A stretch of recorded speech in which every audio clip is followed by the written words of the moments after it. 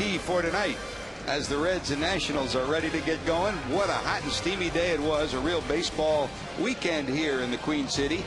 Temperature and humidity in the 90 range all day long. Humidity down into the 50s now. Partly cloudy skies for tonight. And here's the starting lineup for Jim Riggleman and his Washington Nationals, who have split the first two but have won 9 of the last 12 for them.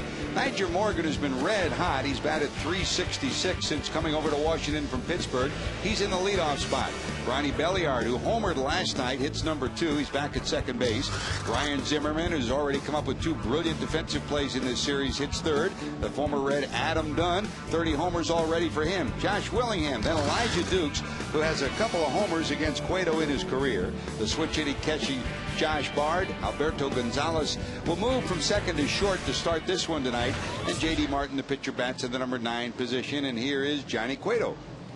Johnny Cueto for tonight's ball game. I expect him to have some explosion on the fastball, especially early in the ball game, until he gets a chance to settle down. But George, you and I well know the statistics bear it out. The fact that just about every top of the line starter for the Reds, whether it's Bronson Arroyo, Aaron Harang, or Johnny Cueto, the first innings have been an absolute nightmare. And the big key to this ball game tonight, even though it's against the Nationals, one of the worst teams in the game, you got to get them out in the first inning. How do you do that? You get the ball down in the strike zone and you make them swing the bat early in the count. Not ball 3 and 3-1, but at 0-0 or 0-1. Amazingly, this year the Reds have been outscored in the first inning by a 100-61 count. 100 runs scored against the Reds in the first inning. The Reds have scored only 61 in their first inning, so it's a minus 39 figure, kind of like hockey, plus minus. That's a big minus to start a ball game in. So here's Johnny ready to go to work, looking at Nyjer Morgan. Morgan, since the All-Star break, leads the National League in hits, leads the National League in bunt hits, and also in stolen bases. 43 hits, 14 bunt hits, and 14 stolen bases. He's been the trigger to this offense since coming over from Pittsburgh. He's in at .309, the 3 homers and 36 knocked in. While you know his stolen base capabilities, his biggest accomplishment last night came defensively when he threw out Aaron Harang on a base hit to center field that prevented the Reds from scoring. It would have tied the game. As it turned out, the Reds wound up losing 2-0. 2 for 7 in the series. You want to keep him off the bases. Morgan, 38 stolen bases. 20 of the 38 have come since he came over to Washington.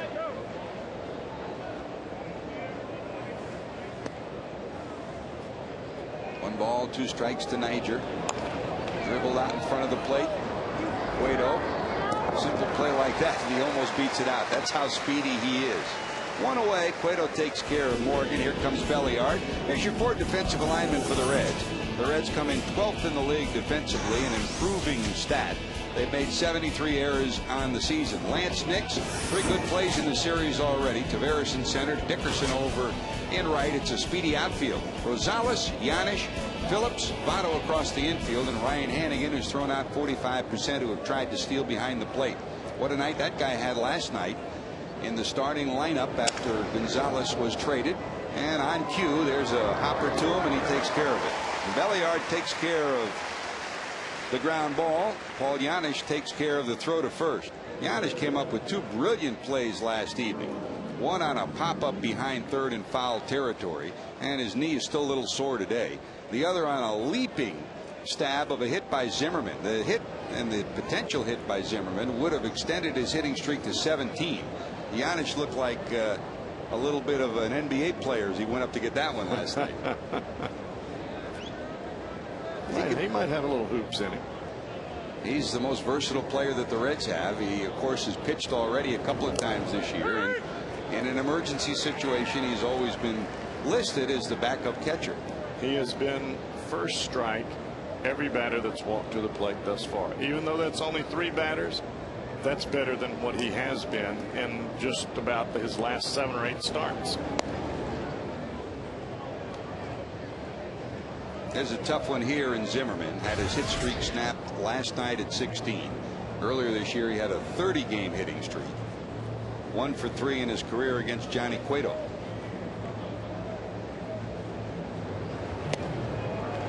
Just threw that one by him. 1 ball, 2 strikes. That's the kind of stuff that Johnny Cueto has.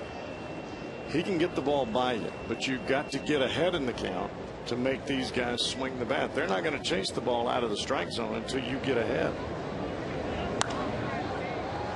Sky down the right field line. Here comes Dickerson. In fair territory, hauls in. That's a good start. 1, 2, 3 for Johnny B. Good. Reds go to work. Dickerson leads it off.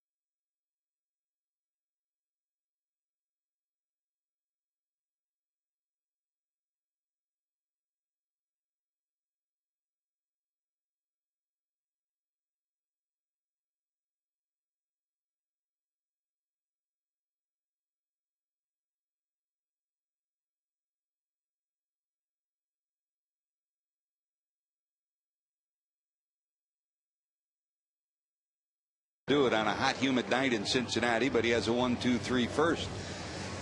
Let's check the starting lineup for the Reds. Chris Dickerson will be in the leadoff spot. That'll mean Willie Taveras will bat second. Joey Votto in the number 3 hole, and Brandon Phillips the cleanup hitter. This, of course, is Brandon Phillips' bobblehead night. Lance Nix, Adam Rosales, Ryan Hannigan, Paul Janish, and Johnny Cueto. That's your starting lineup for Dusty Baker. On the mound, the 26-year-old native of California, J.D. Martin. In his rookie season, Martin now coming out for his 6th major league start, all coming this year. The thing about this kid, he is one of 7 rookie pitchers, or one of 6 rookie pitchers that have been used by the Washington Nationals. Out of those 6, each of them have a win. Now you look at what the Reds have done. They have 7 rookie pitchers, only 1 of which started, which was Matt Maloney. In other words, you got a whole lot of rookies out there, but it's one thing to have them in the bullpen like the Reds do. It's another thing when they're expected to go out there and pitch 7 like the Nationals. Dickerson sends it to left. Willingham going back, looking up. It's one hop off the wall. Dickerson around first, going into second. He'll have his 13th double of the season. Chris Dickerson in scoring position.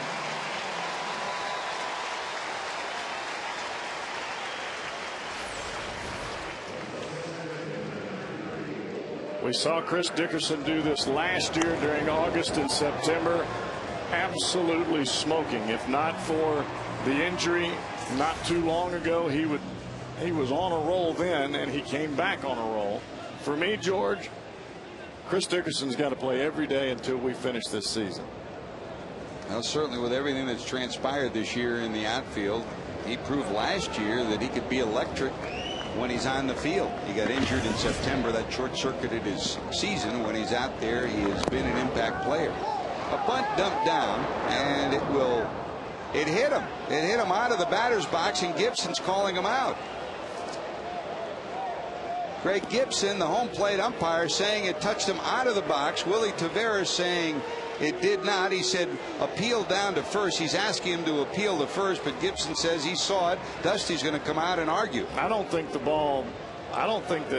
Taveras was out of the batter's box by the time the ball bounced up and hit him. The ball hit the ground and came straight up. Now, if the ball had bounced and been high and he had taken a step or two out of the box and it came down and hit him on the shoulder or on the side, that's one thing. But for a ball to bounce straight down and come up, I can't see it. Tim McClellan, the crew chief, is coming in and saying, I saw it, I saw it. The same thing that whatever Gibson had said, he's saying, I saw it and I'll reaffirm it. Dusty Baker's not liking any bit of it. Let's take a look and see if the replay shows exactly what happened.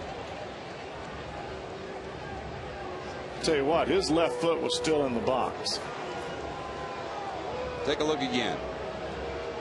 Contact off the plate.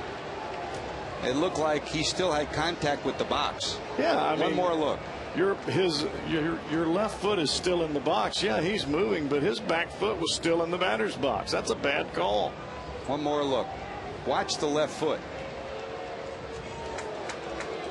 Hits his hand. This is the box right there. He is still in the box right there. That's a bad call. So Willie had it right.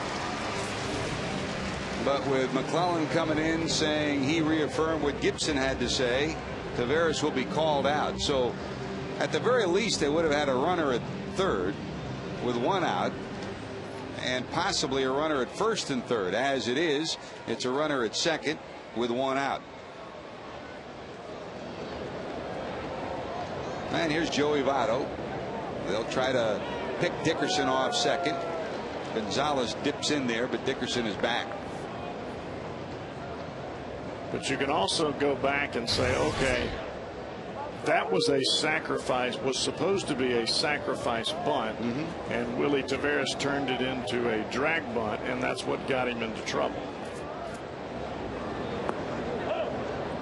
Yeah, there are two sides of it. I mean, number one, that really, when you're Willie Taveras, there's no such thing as a sacrifice, because every time you put the ball down, you got a chance to beat it out.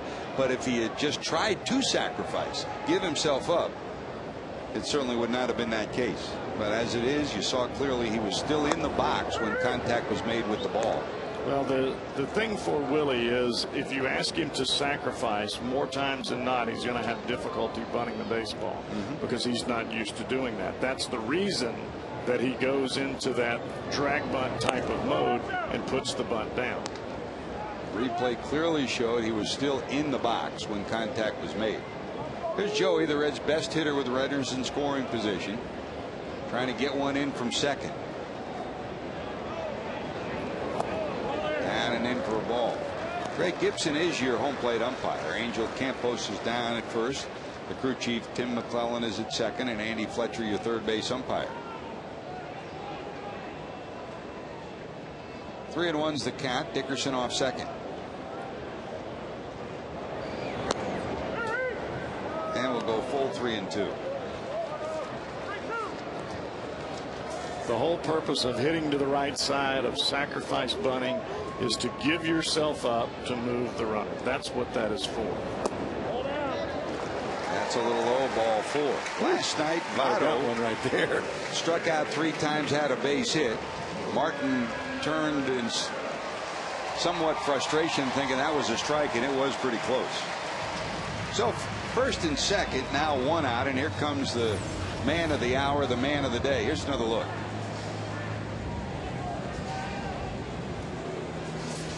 That's pretty close for me. Ball 4. Brandon in at 264, 17 homers, 75 knocked in on this Brandon Phillips bobblehead night. You know Brandon, he's always had a flair for the dramatic, so you wouldn't be surprised if he comes up with something on this night. And that's what he's trying to do with that swing, isn't he? Well, I don't have any problems with him going up there and taking a hack like that on a fastball that's middle away. If he sees a pitch that he thinks that he can drive out of the park, that's how you're supposed to swing at it. You're just not supposed to swing at it like that when you have 2 strikes, and he doesn't do that. He shortens up and goes the other way. Here's the 0-1. And more often than not, in most cases, he'll take 1 strike, 1 swing early in a count and really go to hacking at it. And then he'll shorten that swing. And how often have you seen him get a base hit to right center or to right field? 1 ball, 1 strike.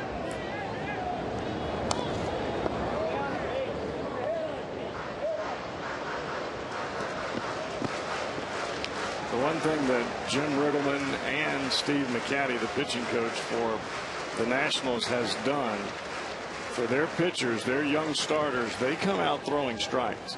And it doesn't matter if it's fastball or breaking ball, they're throwing the ball over the plate and making the hitter swing the bat. That was Riggleman with his third base coach, Pat Listash, former fine major leaguer. 1 ball, 2 strikes.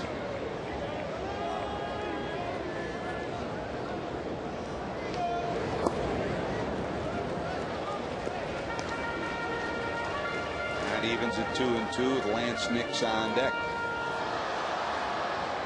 Martin may be a rookie, but he's been around a long time. Signed with Cleveland back in 2001.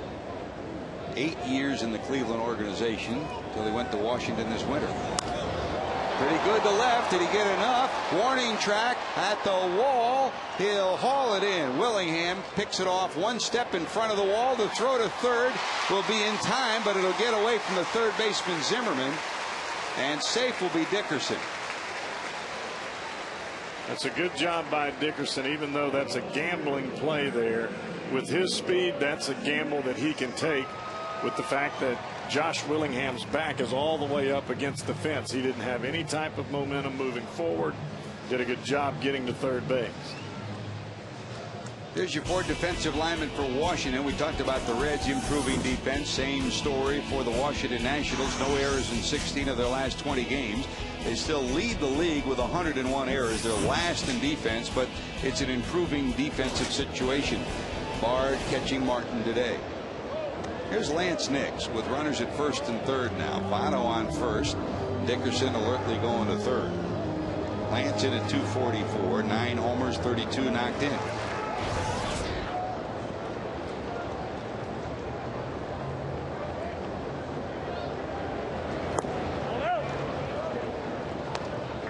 You watch Lance Dickerson earlier. You watch him check out the baseball. He's a left fielder. He knows what happens.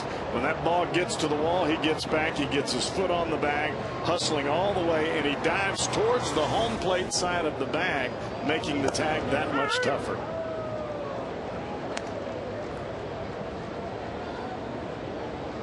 Nick steps out, looks at Mark Berry for a sign with 2 away. Votto off first, Dickerson off third.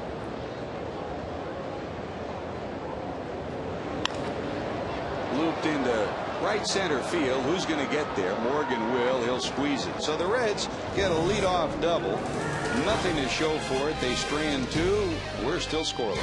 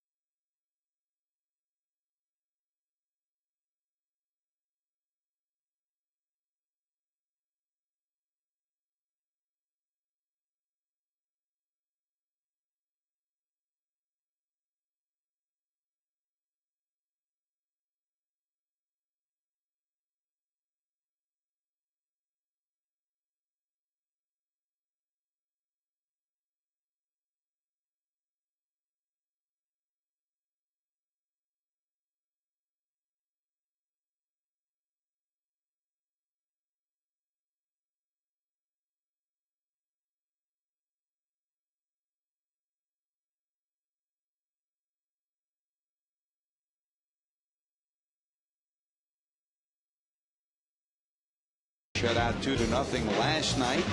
Shut out 4 times in 2009, tied for fewest in the National League. First time was April 18th. Yeah, you might imagine it was Aaron Harang. It was shut out there. Next game they won June 18th, July 11th, and August 14th against the Washington Nationals. Trying to come up with a victory tonight in Game 3 of this series, with the series tied 1-1. This is a great night for the Misters out in right center field under the smokestacks, but it is smoking tonight. This is one of those nights as a pitcher, if you can't get loose on tonight, you're hurt. You're hurt. There's something wrong. Here's Adam Dunn in at 281, 30 homers and 85 knocked in. Against Cueto, 0 for 3. Hope you had a chance to see the interview we did with Adam before the game. Coming back to Cincinnati, he's had a great couple of days. Went to the zoo today. He said one of my favorite zoos in America. Took Rachel and Brady to the zoo and has enjoyed his 3 days. Enjoyed seeing some friends and fewer players on the team, but a whole lot of people around the ballpark. 1 ball, 2 strikes. That's up and away. And talking about his swing, I mean, he's heading towards a career year. 281, that average up where the Reds had hoped it would be early in his career. He credits it with 2 things. Number 1, a heavier bat. So he'll go that way. He'll go to left and left center. This one hit a ton to left. Back at the wall, looking up. It is going to be gone. 1 row into the seats. Number 31 on the season for Dunn. A flick of the bat, and there's one out of here in left field. And that's exactly what Adam Dunn was saying. He said he'll take the ball the other way with his heavier bat, 2.5 ounces heavier than he used when he was here. And all it is a flick, and it's gone, Cowboy. This is amazing that Adam Dunn has the strength to be able to take a ball that is a normal pop fly. As you can see, Lance Nix going back, and just before he was getting ready to jump, he realized there's no chance to catch that ball. That's a home run. For Dunn, number 31 on the season. There's a lot of stuff going around about all these different things about how guys hit home runs. Let me tell you something about Adam Dunn. It is straight all natural. He's just strong. Big time home run hitter. Mark it down. 40 home runs or more every year. 100 knocked in, 100 scored, and 100 walks. He's 3 walks away from leading the league right now. Among the league leaders in homers and runs batted in. And what Johnny Cueto has got to do now is not let that affect him with anyone else. There's nobody else in this lineup that has that kind of strength. Let's go back to pitching here, Dane. There's Willingham. Josh in at 302, 18 homers and 46 knocked in.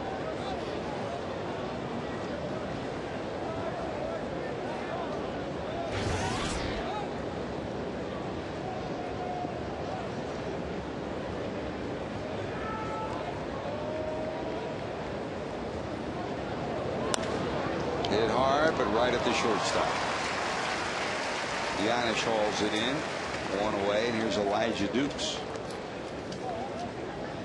Now Dukes in his career 3 for 5 against Cueto, including 2 big flies. A big blast there was last July, and then when the Reds were there the first week in June, he went the other way. Slaps this one to right center field into the bullpen. Big time power. This one off the end of the bat. He'll squib it into right. So he's now 4 for 6 against Johnny. Elijah Dukes is a big man. He likes to get his hands extended. You throw him that breaking ball or that fastball that's out over the plate, and he's going to wear you out. You want to get this guy out, you pound him in on his hands.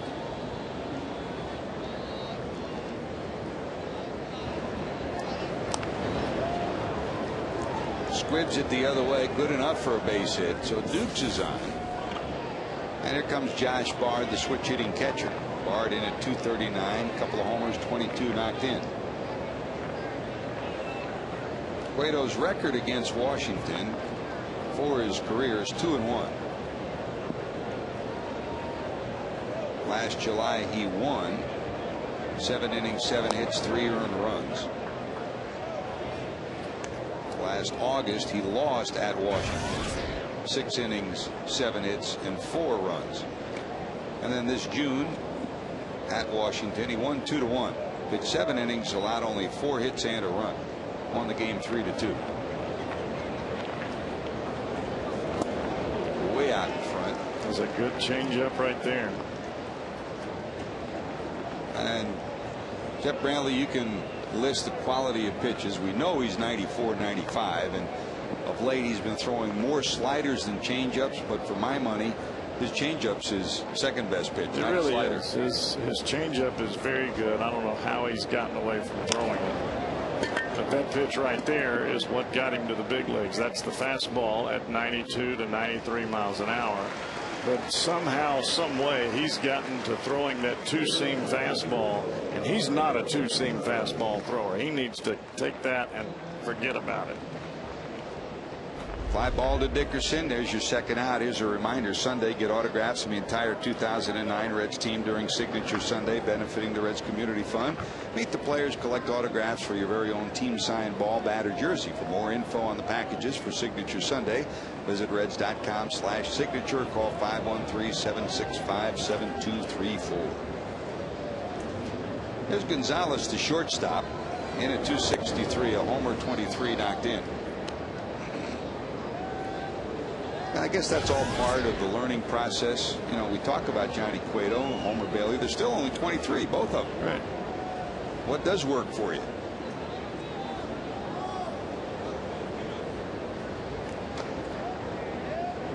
One ball with Dukes off first. Check swing, pass Cueto. Phillips has it though, and he'll flip to Yanish. The big swing by Dunn. Nationals lead at 1-0. Number 31 for Adam.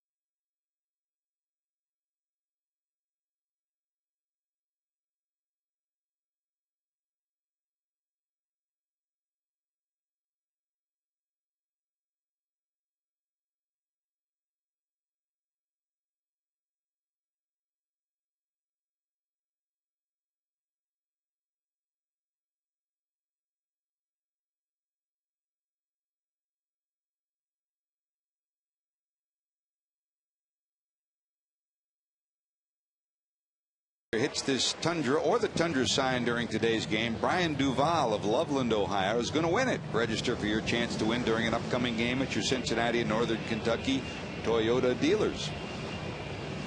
It's a big poke, and in this ballpark, the longest balls that have been hit: Willie Mo Pena, Barry Bonds, and Adam Dunn. They've hit the tape measure shots. Willie Mo is the closest to get to where the Tundra car is.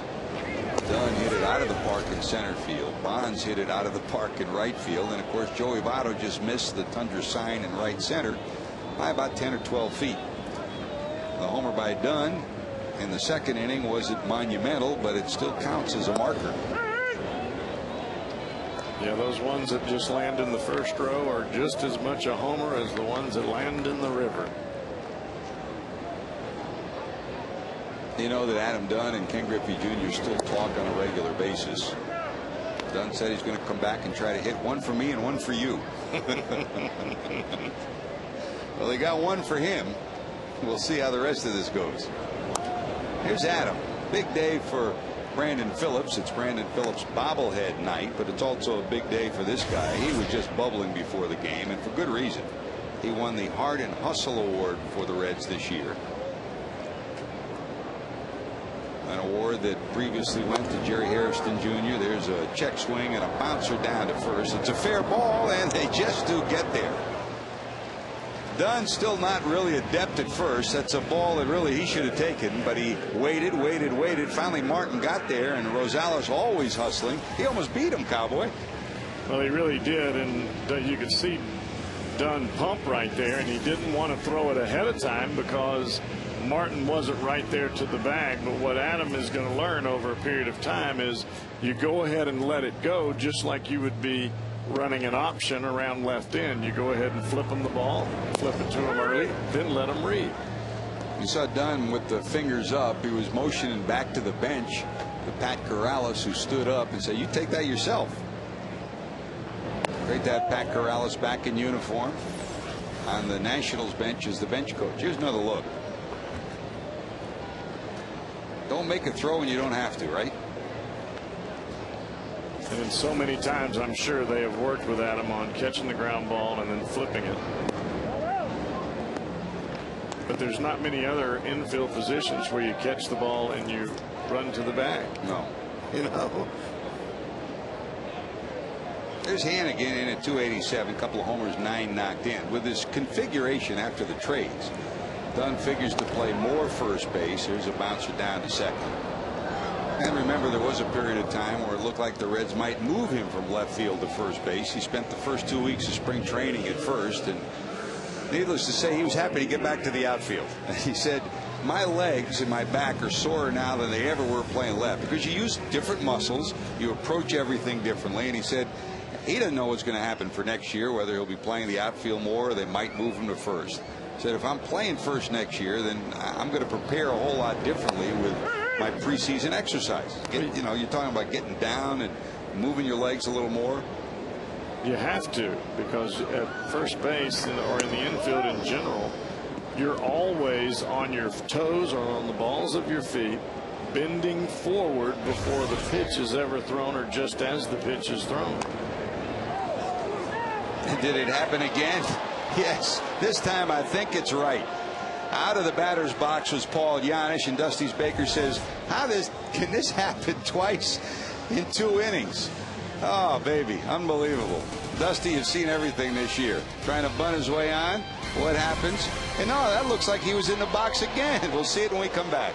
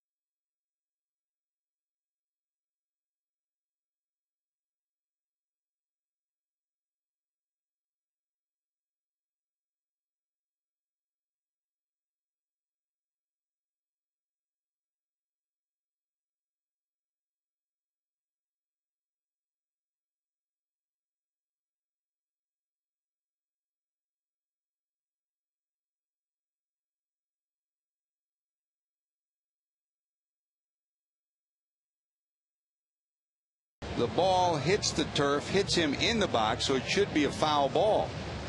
But again, the Reds batter is called out, saying that he was out of the box when the ball hit him. The home plate umpire Greg Gibson called him out. Giannis turned and questioned it. Dusty Baker questioned it, and Dusty Baker got tossed by Greg Gibson. Dusty came out after he was tossed by Gibson, and they had a few words back and forth. Dusty still has not left the bench. What amazes me is the fact that this is not a reviewable play, and that's twice now that the home plate umpire Greg Gibson has blown the call. And you've got a guy out there in Tim McClellan, that's the crew chief, that says, I saw it bounce up. Right. He's 50 yards from the play. Well, I'm looking down. Dusty hasn't left yet. Maybe somebody else got run. May have been Mark Berry. That's who I thought he threw out of the ball game. Berry was walking past him.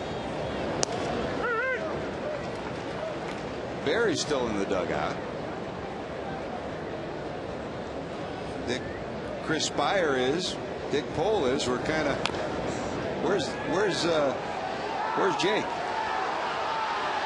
And now the Reds fans are saying, well, how about that one? Take another look. It's Jacoby. It's Brook. Yeah, Brook's jawing at him, and Brook is the one that gets tossed. And for good reason he got upset, because for the second time in 2 innings, a Red batter was called out after being hit by a ball. Seemingly the umpiring crew saw the batter out of the batter's box. Both times the batter was still in the batter's box. You know, Cowboy, we always say it. You come to the ballpark, you're going to see something you've never seen before. You're right. You are twice right. in 2 innings. I mean, it is amazing to me. Twice in 2 innings are wrong. After playing 14 years and being right up there close to everything. I mean, I'm sitting up here in the broadcast booth. I'm thinking, my goodness, I've never seen stuff like this in my life. Saw it off towards center field. Phillips out. He can't get it. It'll drop as a base hit. So J.D. Martin will get a base hit. His second hit of the season. Martin is on a leadoff hit here in the 3rd. Dusty's seen everything this year. Some good, some bad, some ugly. This is a chapter in the book tonight. Well, I just don't understand when you're sitting behind a catcher who is raising up that you can make that call. That batter, the ball is in front of the batter. The batter's back is to you, and you don't ask for help on either base runner or umpires that are on the base running pass. You ask for help from Tim McClellan, who's the crew chief out there at second base. And it appeared that Dusty was pointing towards third as if to say, ask the third base umpire. Ask somebody. Yep. And in most cases, the first time he did get help from the rest of the umpiring crew. Tim McClellan coming down and saying that he saw it the same way. Now, it's my understanding that if any part of your body is still in the batter's box, you're not out. Correct. I believe that's the case too. I mean, in Giannis' case, there's no doubt. This one hit deep to right, going back, looking up. It is off the wall. Dickerson turns, fires it into second. It'll be first and third. Morgan had taken a big turn, but only because Dickerson got the quick carom did he stop from going to second. So back-to-back base hits, and right away it's first and third. Nobody out in the 3rd for Washington. I think Morgan thought he had a homer here. Morgan was just coasting. He thought he had a home run. He ends up with a single. We've seen that before. Tell you what, Jim Riggleman's not the kind of manager that puts up with that stuff. I mean, for his little guy not to be hustling down the line, for a guy who's a speed guy, I mean, he certainly should have been closer to second. I mean, had he slammed on the brakes, one thing, but the way that throw came in, it was way wide of the bag. If he's running full speed, in all likelihood he's at second. Hey, you got the worst record in the National League. You have no business being cool. There ain't nothing about your game that's cool. There's Belliard. Ronnie homered last night, bounced to short first time up. Reds double play depth, middle of the infield with nobody out. They'll give up a run for a chance to turn 2.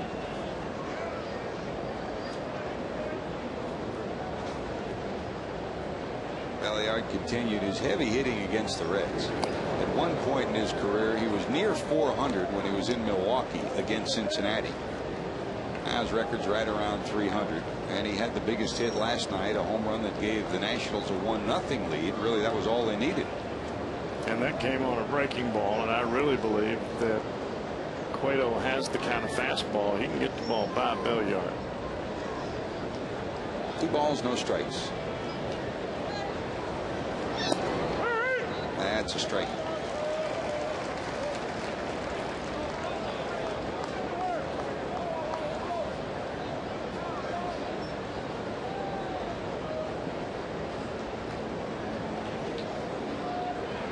I've never seen 2 run plays like that. No, ever. Back-to-back 2 innings. Like we say, come to the park, you'll always see something you haven't seen before. Sometimes good, sometimes bad, sometimes ugly.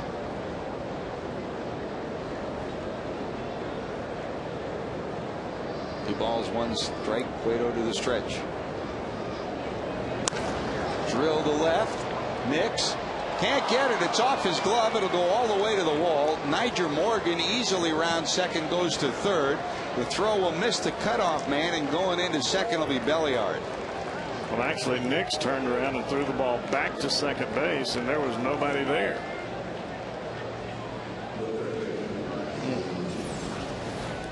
You watch the pitch here. It's a fastball, stays over the middle of the plate, and gets by. That's how hard that ball was hit, because Nix didn't even have a chance to get it.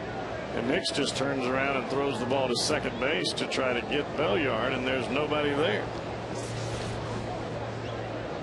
So a run scampers home. It's 2-0. Still nobody out. 2 singles and a double. Now second and third, and here comes Zimmerman. And not looking real good right now, George. No, Hannigan goes out to try to settle Johnny down. Johnny, visibly upset, turned and kicked at the turf on the mound. And now he's got Zimmerman to face, and then Dunn, who's already homered. Down and in. The part of pitching that Johnny has a difficult time understanding thus far is elevating the eye level of the hitter that's at home plate. He's got such a good fastball. You don't just have to throw it down, down, down, down all the time. You can take that pitch and throw it up above the hands in the middle of the plate, and those hitters will swing at it just like it is when it's down. And they'll swing underneath it and either pop it up or they'll swing right through it.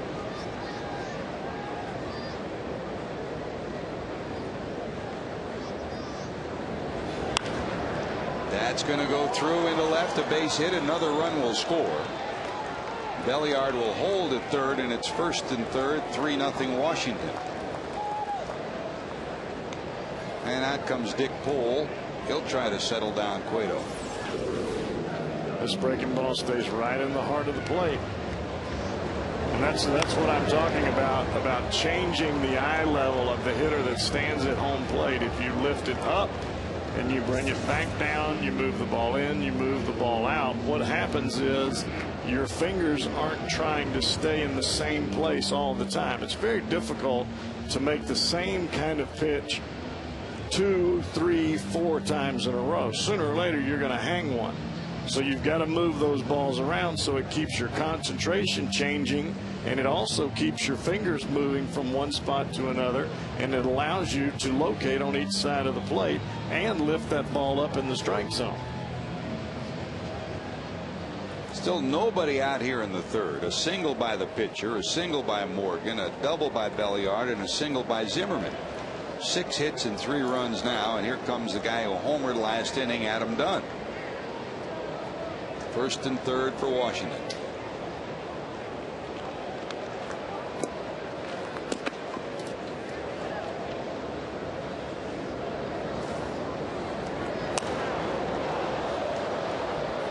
Slap packing out of play for strike 1.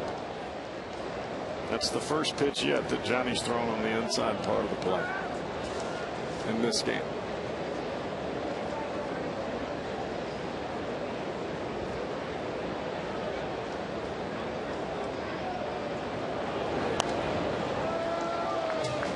Just missing that one. Fouling it straight back is done, and it's 0-2. George, you leave catching those balls to me now.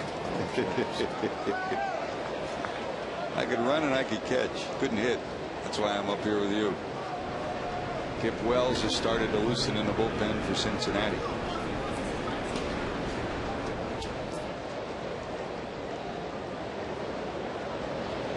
Very seldom do we ever get a foul ball up near here. That rattled around in the official scorer's booth, a booth next to us. Every once in a while we do. I've got a couple in my bag.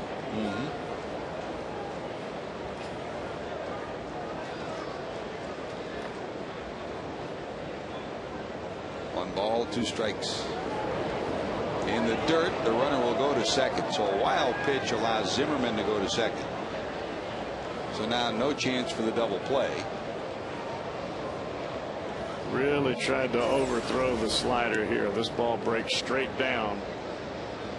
Trying to get done to swing at a pitch that doesn't even get anywhere near the plate.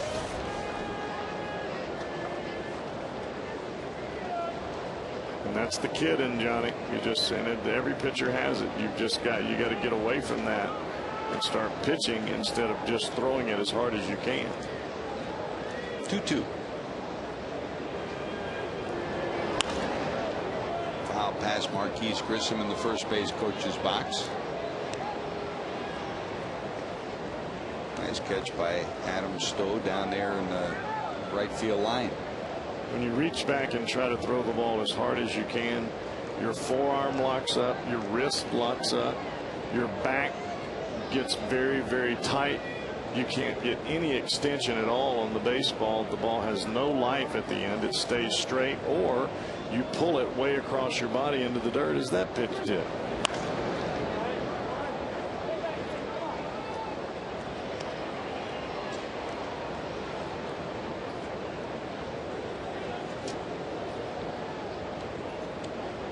Well done with the home run now with 86 runs batted in. Prince Fielder 102 along with Albert leading the league. Ryan Howard next. And how about Braun? Boy, he's been red hot the last week or so.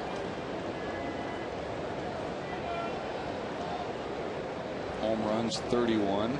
Now third behind Pujols 38 and Reynolds 36.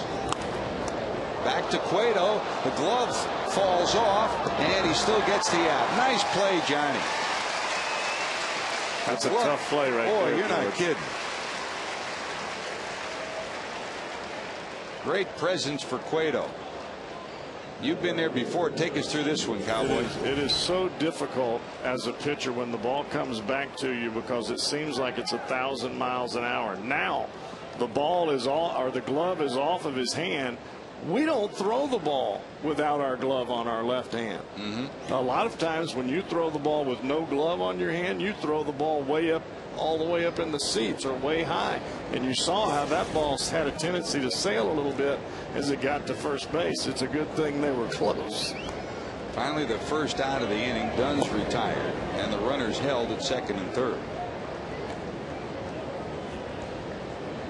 Now, if the ball hits your glove and falls off, there's no harm. But if you throw your glove at a ball, that's not good. And it's an automatic base hit. It's a 3-base hit, as a matter of fact.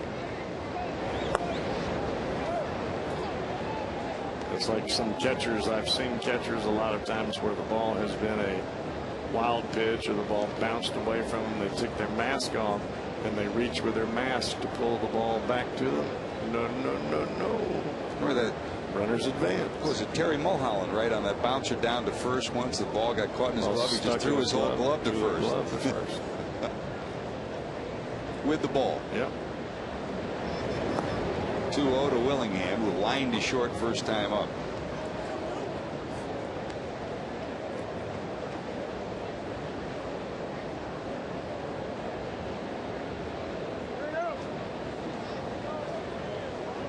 Did you ever lose your glove like that on the mound? No. I had that baby strapped on my wrist so tight you couldn't pull it off. Of course, you're a shortstop anyways. You were ready. Dribbled in front of the plate, trying to score as the runner, and Cueto bobbles the ball. It's Splits out of his glove, and the run will score. Johnny tried to scoop it, and with the ball in the glove, tried to slap the tag on. It squirted out of the glove, and a run will score. It'll be 1st and 3rd. He had him. He came in. He scooped the ball. The ball was in the glove. But because of Johnny's glove being as loose as it is, he doesn't have any of the laces tied on his glove at all. And as he comes in, he just forgets to pick the ball up. You got to catch it first. And watch this. That ball's still on the ground there, buddy.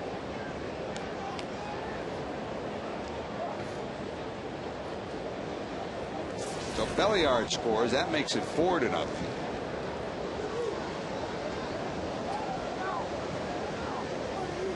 It's a heck of a 3-0 RBI, huh?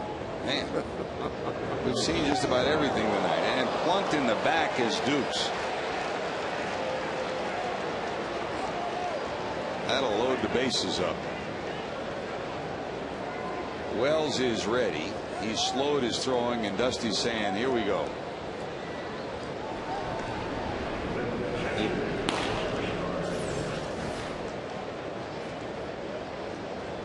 That just spun out of his hand.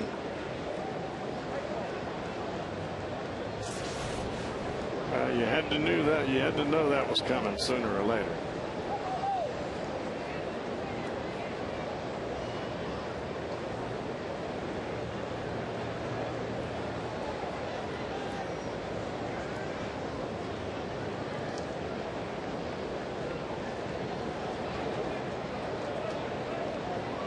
Bases filled with Nationals.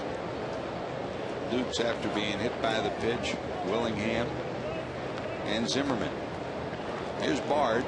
Flied to right first time up. 4 runs, 7 hits now for the Nationals.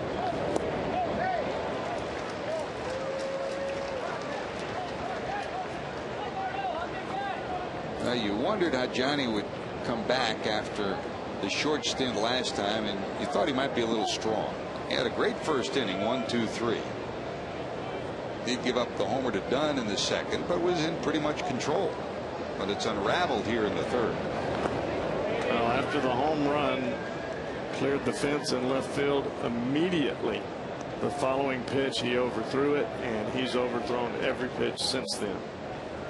And that's a major tendency with a young pitcher. You give up a long ball and you think, well, I'm not throwing the ball hard enough, or you get mad and you allow your adrenaline to take over instead of your head.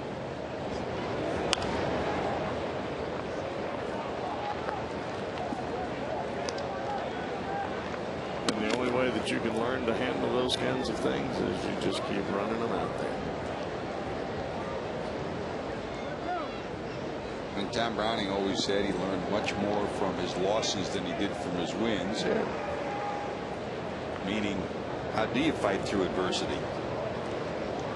But in order to do that, you have to take something positive from every game you pitch.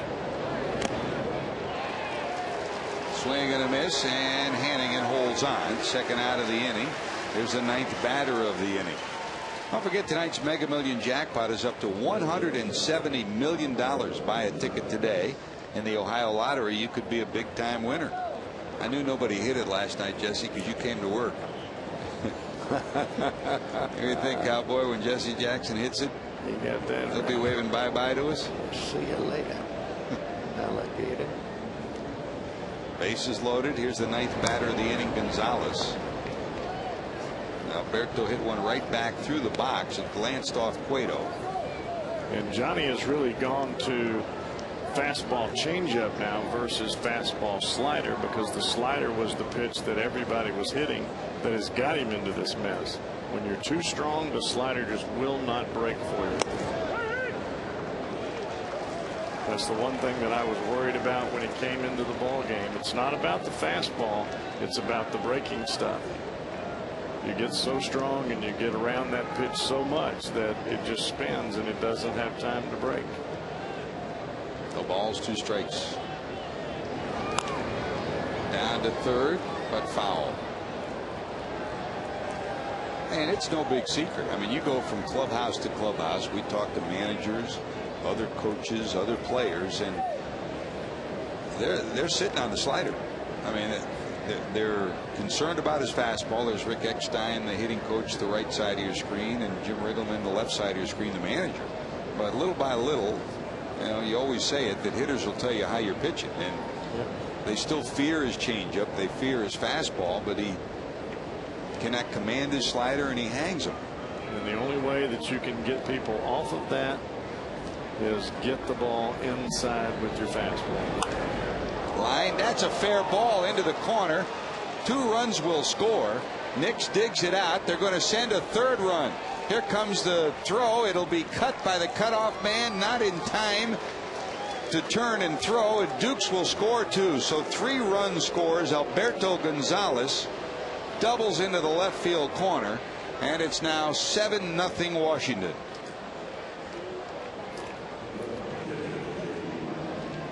And Dusty's on his way out. That'll be it for Johnny Cueto.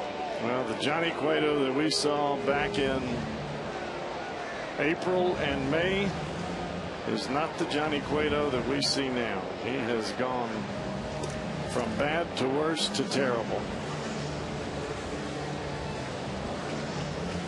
Even if Giannis had caught it, they would not have gotten Dukes with the relay throw. So here's Cueto heading to the showers in the 3rd inning. And time for our Skyline Chili call to the bullpen. You're watching Reds baseball on Fox Sports Ohio.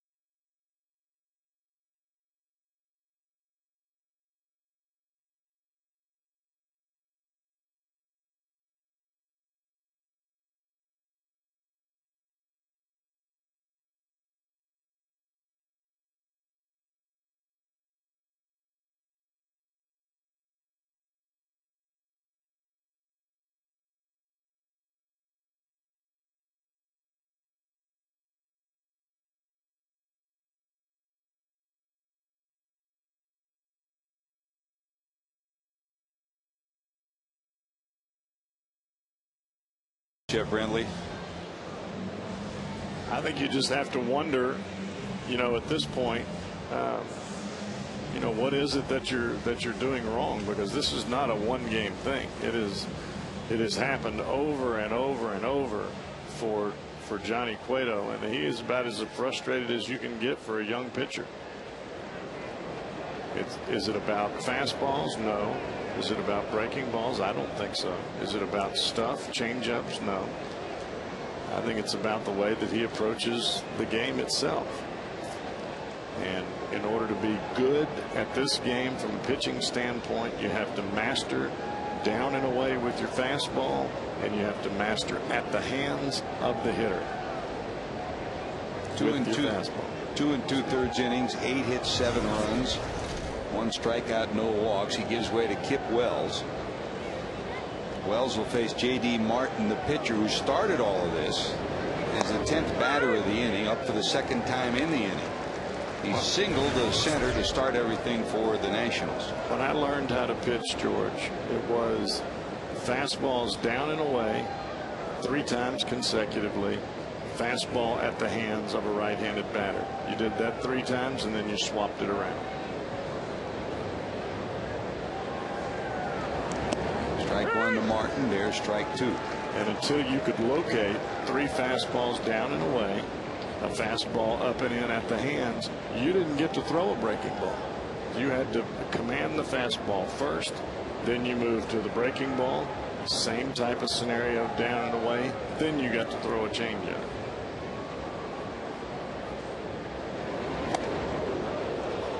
Inside 1-2. That was an 0-2 pitch.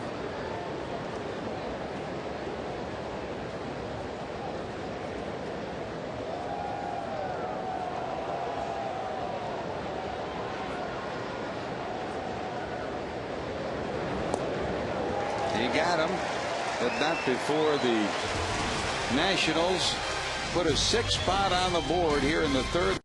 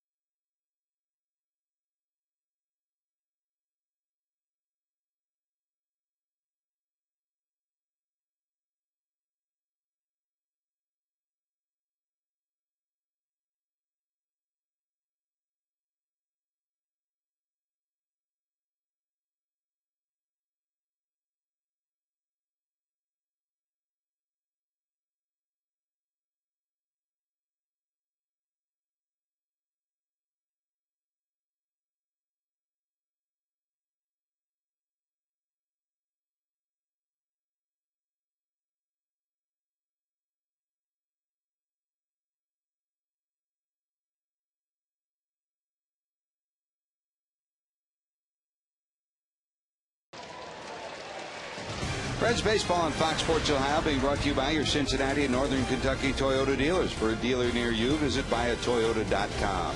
By JTM, food, family, and fun, it's JTM. By Geico, 15 minutes could save you 15% or more on car insurance. Visit us at geico.com or call 1-800-947-AUTO. And by Jeep. You talk, we listen. It's a new day. Have fun out there in your beep beep Jeep. Not much fun for the Reds on this night. Reds fans have pretty much been sitting on their hands. Not much to cheer about. 7 runs, 8 hits for Washington. No runs and only a hit for the Reds. The lone hit for the Reds, a leadoff double in the first by Chris Dickerson. But he was left stranded, as was Joey Votto, who walked in the inning. And you've got a lot of game left. I mean, the Reds have only come to the plate twice. You got a rookie on the mound. You got a lot of young pitchers. Here's Kip Wells, the pitcher. He'll bang one into left for a base hit. Like I said, we got a lot of game left. So Wells starts it off, and the Reds will try to do some work here in the 3rd. Kip, always a good athlete, bangs that one into the left field corner. He's sitting on first. And here comes Dickerson, who doubled his 13th double of the season to lead off the bottom of the first for the Reds.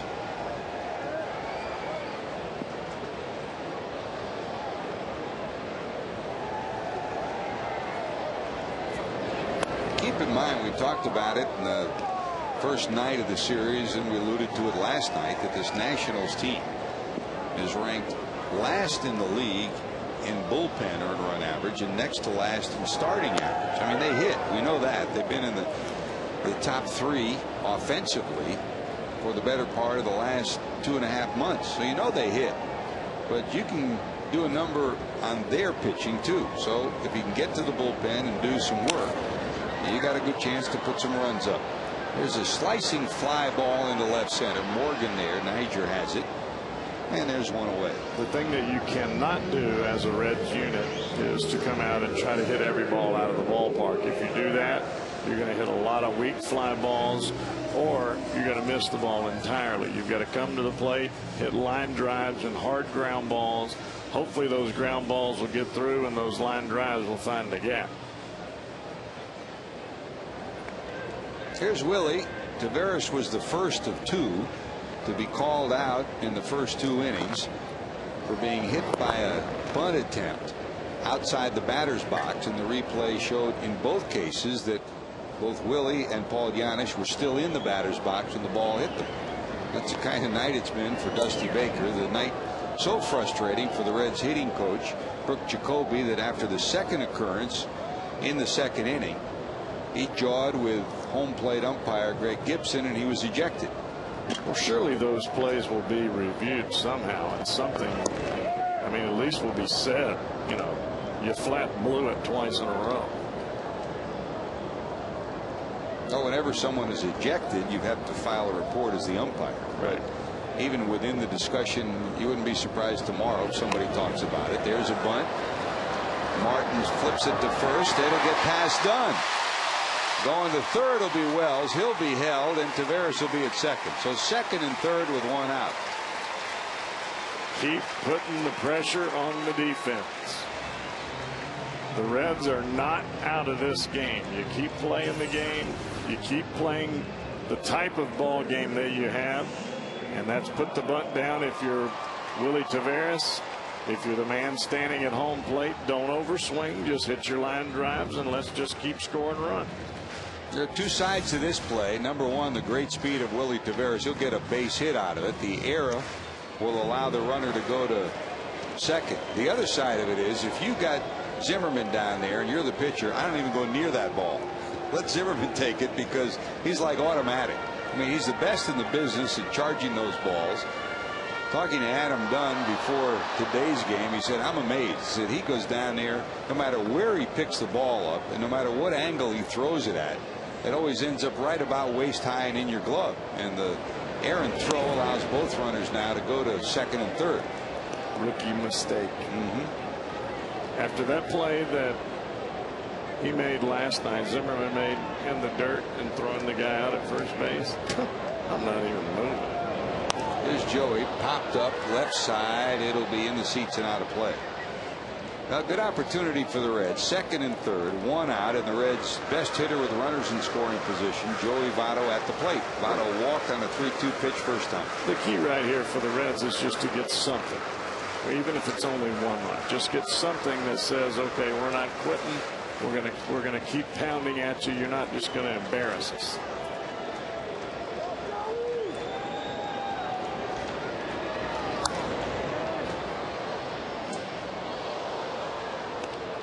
Slap foul, a ball and 2 strikes.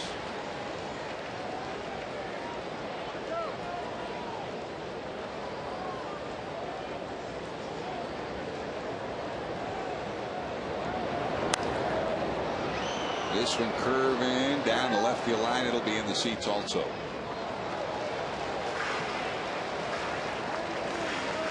The good hitters will do it. They'll spoil your best pitch until they can get something they can drive.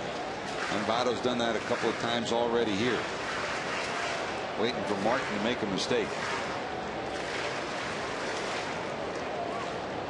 JD allowed a double and a walk in the first. Had a 1-2-3 second. Drilled right field, sinking. That's a base hit. One run will score. Wells will come to the plate, and they got Votto off first, and he's going to be tagged out. That's why you hit the cutoff man. Yep.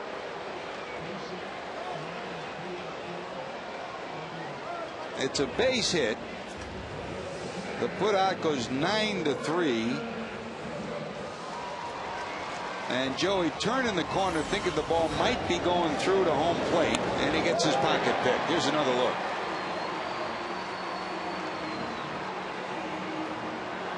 I tell you credit Ronnie Belliard, Cowboy. You know, he's a guy that sometimes has been maligned, but his head is usually in the game. He's usually in the right place at the right time, and he was in the right place there to slap the tag on Votto. It's right where he's supposed to be, right at second base.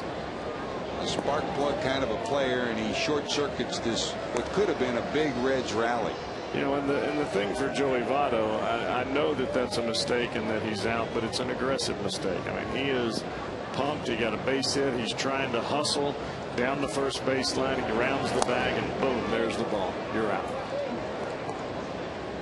So Votto gets a base hit. The Reds get a run. It's now a 7-1 ball game, but instead of first and third and 1 out, it's a runner at third, Taveras, and 2 outs, and here's Brandon. Brandon came within an eyelash of giving the Reds a 3-0 lead in the first on a fly ball to left. Here's a 2-hopper to short.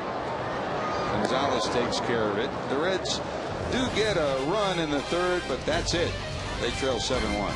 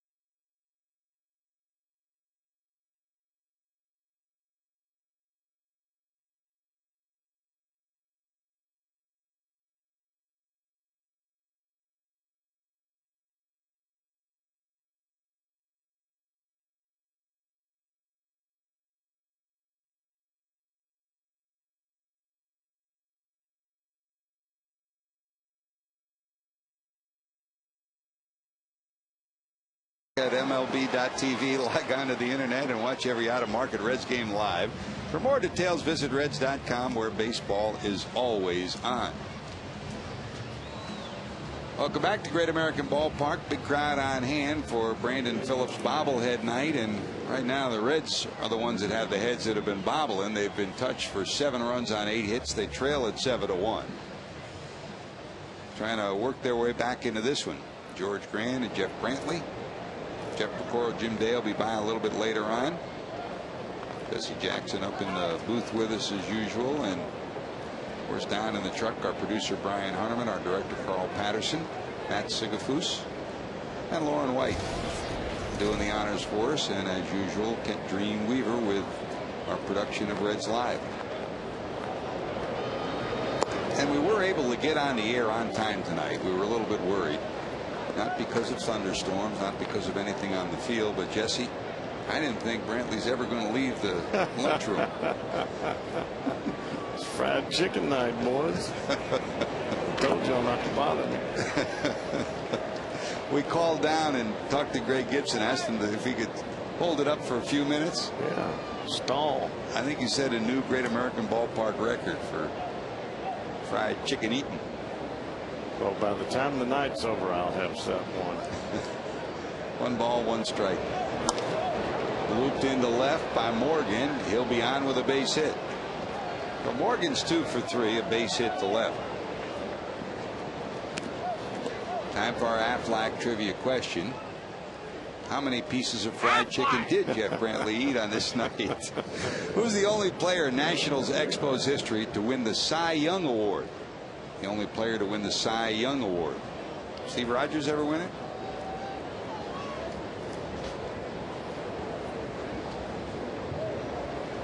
I don't think so. I think it was Dennis Martinez. Dennis Martinez, Rogers. I think. Maybe not. Jeff Reardon. Bill Gullickson didn't win it. Reardon's a pretty good answer. Yeah.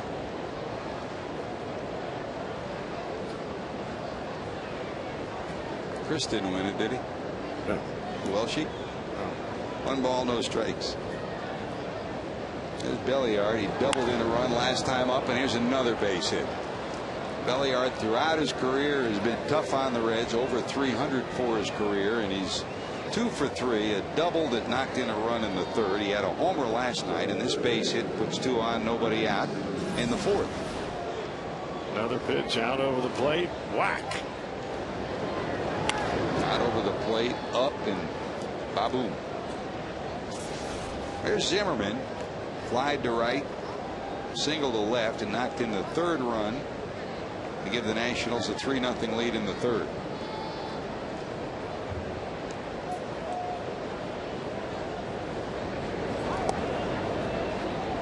Hitters just love it when you just keep throwing it outside, throwing a breaking ball outside, a good little slider outside, change up outside. They have nothing to ever worry about. They just dive out there and just swing as hard as they can, lift and separate. 1 ball, no strikes. We talk often about pitching inside, and many people think that we started to get away from pitching inside due to the aluminum bats among amateur baseball players. That is true. You think that's what the genesis of it? A lot of that teaching was not to come inside. But I mean, even when Nigel Morgan starting the ball game, the fastball inside right around his elbow, and he barely even moved at all. Did just kind of put his elbow out there. And there are a lot of guys now that when you go inside, they've got all that armor and everything on. They just stick their elbow out there. So that contributes to it. But it's just like I told Craig Biggio one day when he stuck his elbow out there. I said, next time I'm not throwing at your elbow. I said, it's going to be a little higher. I said, you're going to have to move that helmet next time. That was before you invited him to the Christmas party? Yeah. There's the 1-2. But you know, the statement that Bob Gibson made is as true today as it was at the time that he made it. I'm going to have one side of the plate. You tell me which side you want me to have. Now, if you want me to have the inside part, that's all fine and good, because I'll take it. And he owned the inside part so that he could get you out in the outside part. There you go. 2 balls, 2 strikes.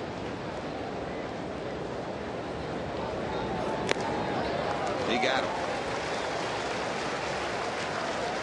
Out number 1 in the 4th, 2 on, and here comes Adam Dunn. Don't forget this Sunday night at Petco Park in San Diego, the USA's best high school baseball players take the national stage in the 7th annual Aflac All-American High School Baseball Classic. Craig Biggio joins the live HD broadcast. Game time 8 o'clock here on Fox Sports Ohio. Speaking of Biggio, That's pretty cool. first ballot Hall of Famer for you? I think so. Bagwell, first ballot Hall of Famer? That's going to be close. Yep. That one's going to be close. Buddy, Hall of Famer? Yes. I think he's a Hall of Famer. There you had 2 guys. Biggio had the armor on his left elbow. Bagwell spent more time on the disabled list than any power hitter of that generation with broken hands. He wore the pad on his hand but wouldn't wear it on the elbow. Well, he didn't wear it on the hand until the doctor said, look, if you don't wear it on your hand, the next time you get hit, you may not use that hand again. That's when he started wearing it. 1 ball, 1 strike to Dunn. He homered in the 2nd, his 31st of the year, and was thrown out on a hot shot back to Cueto in the 3rd. Whoa. He turns on that. It's way foul and rattled off the restaurant in the right field corner. And the thing about Biggio and the other players that wear the armor, that when you throw inside, they just move their arm in that direction where it hits them and they take their base. If I'm on their team, I don't have any problem with it. But if I'm on the mound, that's when I have the problem. 1 ball, 2 strikes to Dunn.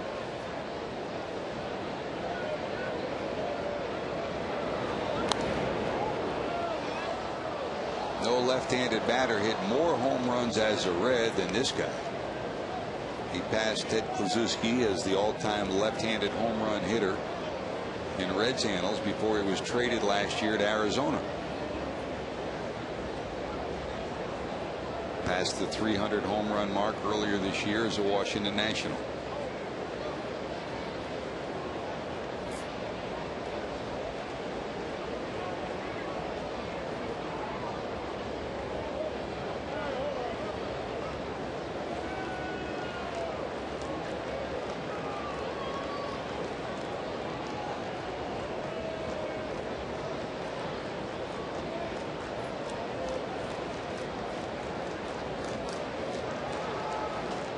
Here's the 1-2. Did he go?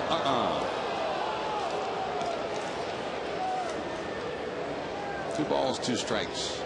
It's a good pitch, but if that ball's a little bit higher, I think you get Dunn to go a little bit further.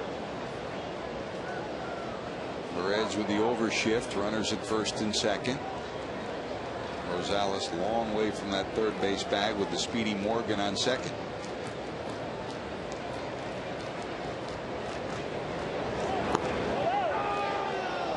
Now 3-2-1 out. With the way this defensive configuration is, do you think Riggleman sends the runners? Dunn does strike out a lot, but Rosales almost has to hold there because he's the only infielder covering the left side. And you know that Niger Morgan may beat him to the bag. Sure. The only problem is if you come up and throw to second, Belliard's dead. And they'll try to chase him back just to be safe.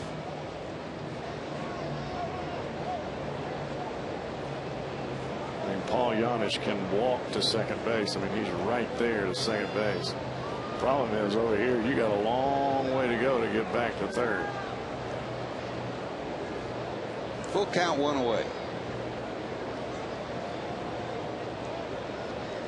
Runner's not going. That's ball four. Dunn walked 3 times last night. Takes a free pass here. That's now 88 walks. Only 2 behind Adrian Gonzalez for the league lead. So they're loaded with 1 out in the 4th, and here comes Willingham, who lined out.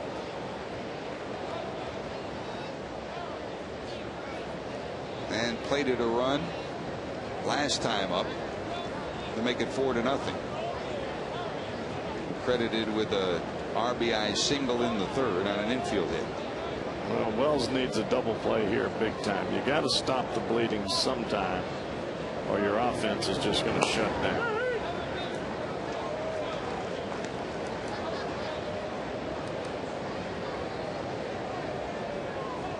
Two hits and a walk, bases loaded for Josh.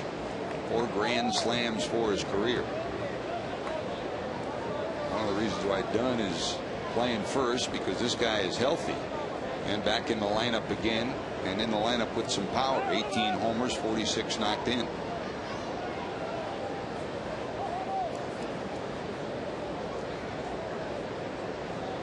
Don't want a mistake here. Still some striking distance and a big shot here, and this game's out of reach. Well, the thing about it is the Reds were able to come back and muster up a run after being down 7-0 after that 6 spot the Washington Nationals put on the board in the 3rd. You put a 0 up here, especially after having the bases loaded. It's about momentum. You get your guys back in the game mentally. Strike 1 to Willingham. Popped up. Can Votto get there? He will. Second out of the inning.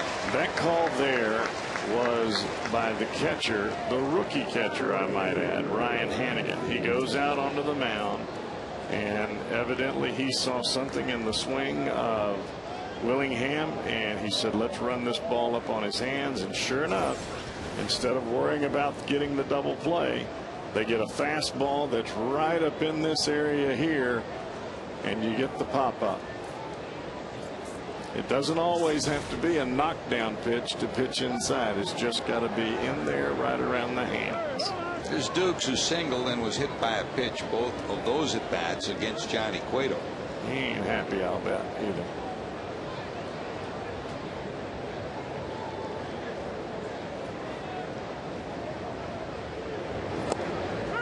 That's a strike. And you just about have to stay in there, George, with him. Oh, sure. If you get outside or you leave a ball out over the plate, he's as strong as anybody and has some great bat speed and extension on the ball away. That doesn't mean that you just throw him all fastballs down and in, but that's where you get him out. That's a fair ball. It'll roll all the way into the right field corner.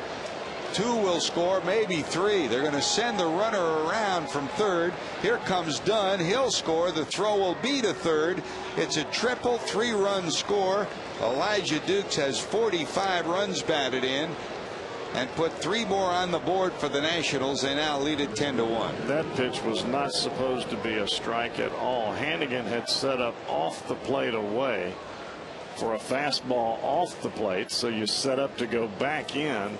Your setup pitch ends up being your death pitch. Look where Hannigan set. He's way off the plate, and Chip Wells throws it right down the middle. That's bad pitching. Dunn rambling around third. He scores easily. It'll go as a 3-base hit, and it's now 10-1 Washington, and Josh Bard comes to the plate.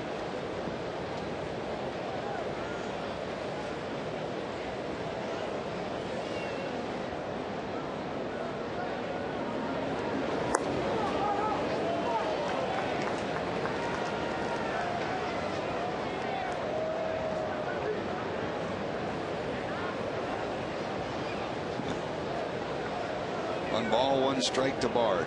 Fly ball out and a strikeout.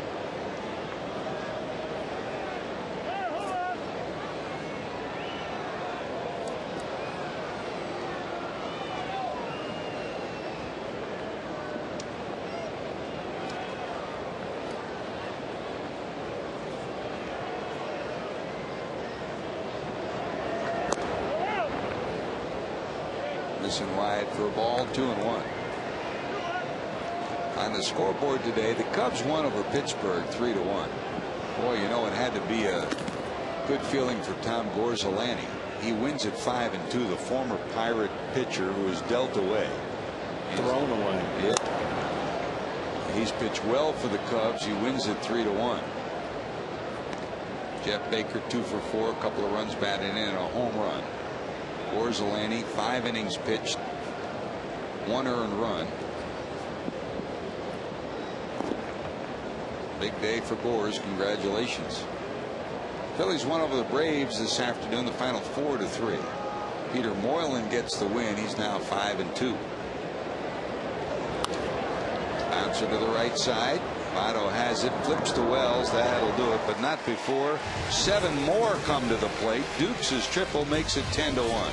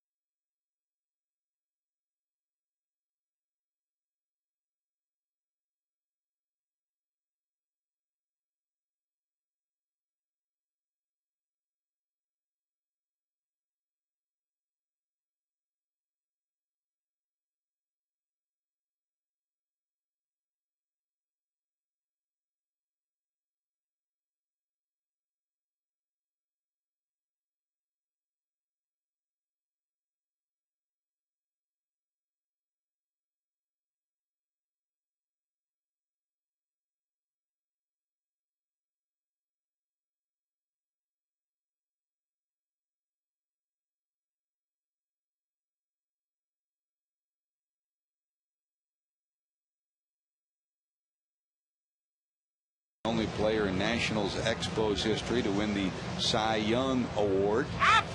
Answer tonight: Pedro, 1997. Pedro Martinez. Pedro trying to make a comeback with the Philadelphia Phils. First start was pretty good, and You wonder, Cowboy, will it continue to be that way? I mean, the last couple of times he's come back from arm difficulties, it's been a debilitating story. One good start, 2-3, and then it goes downhill from there. But he could be a big boost to those Phillies who are already boosted themselves with Cliff Lee. Well, I agree. It's just a matter of getting it done and doing it with consistency without having any setbacks. That's the big issue.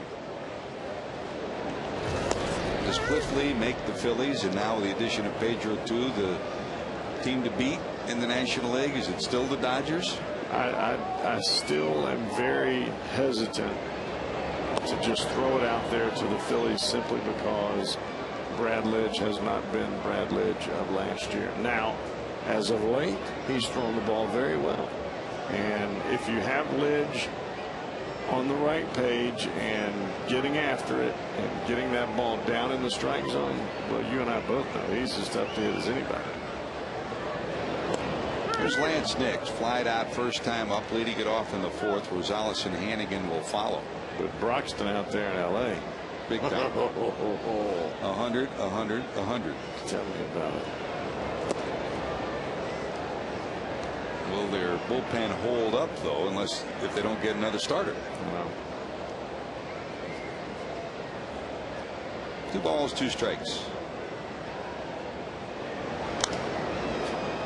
In the air to the left side. Zimmerman back. He's calling. Foul territory now. He's got it 1 away.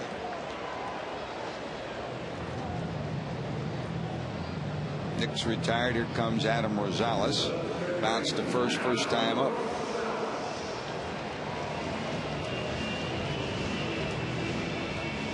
Our Honda standings updates in the East. The Florida Marlins right now 4 games back of Philadelphia. Boy, what an outing by Josh Johnson last night. You always get the feeling at any time he can throw a no-hitter. He's a stud. Chicago, the Cubs 4 games back of St. Louis in the Central Division. Over in the West, Colorado 5 back, and now the Rockies have a game lead over San Francisco in the wild card hunt. The scouting for the Marlins is phenomenal. They continue to bring in player after player. A pitcher, I'm talking about top-notch pitcher, just one after another after another. I was watching the New York Yankees and the Boston Red Sox pitch the other day. A.J. Burnett and Josh Beckett. Well, where'd they come from? Yep. Florida. Or the Marlins, I should say. They didn't come from Florida. They came from the Marlins. 2 balls, 2 strikes to Adam Rosales. So I guess a few years from now we'll see Johnson with the Yankees. I don't know, that new ballpark, maybe they'll get to hang on to it. Well, that's the hope. You know, they've had to dismantle twice after championships. The last, of course, with our good friend Jack McKeon as the manager. That was the one they didn't expect. That's a fair ball into the corner. Rosales zips around first, heading to second. He'll cruise into second with his 9th double of the season. Adam Rosales sitting at second with a 2-base hit.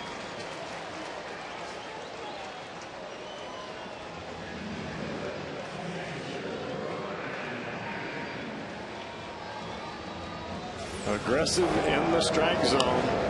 Gets a fastball right at his hands, and he spins on it and catches the top of the baseball. And look at the play from their third baseman, Zimmerman.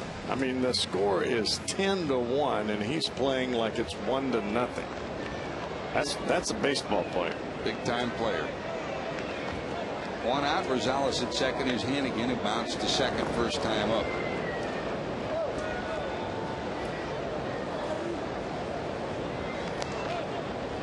And that's one of the reasons that Walt Jocketty went out and got Scott Rowland in the fashion that he did, so that the players on the Reds ball club could see what it's like to be a real baseball player, because that's what Scott Rowland is.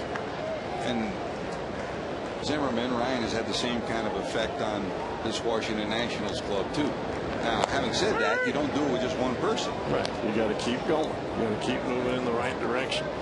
But to take the people that you have and continue to mold them into the baseball player mentality, then you can start to add and subtract the folks that can go along with you in the right way.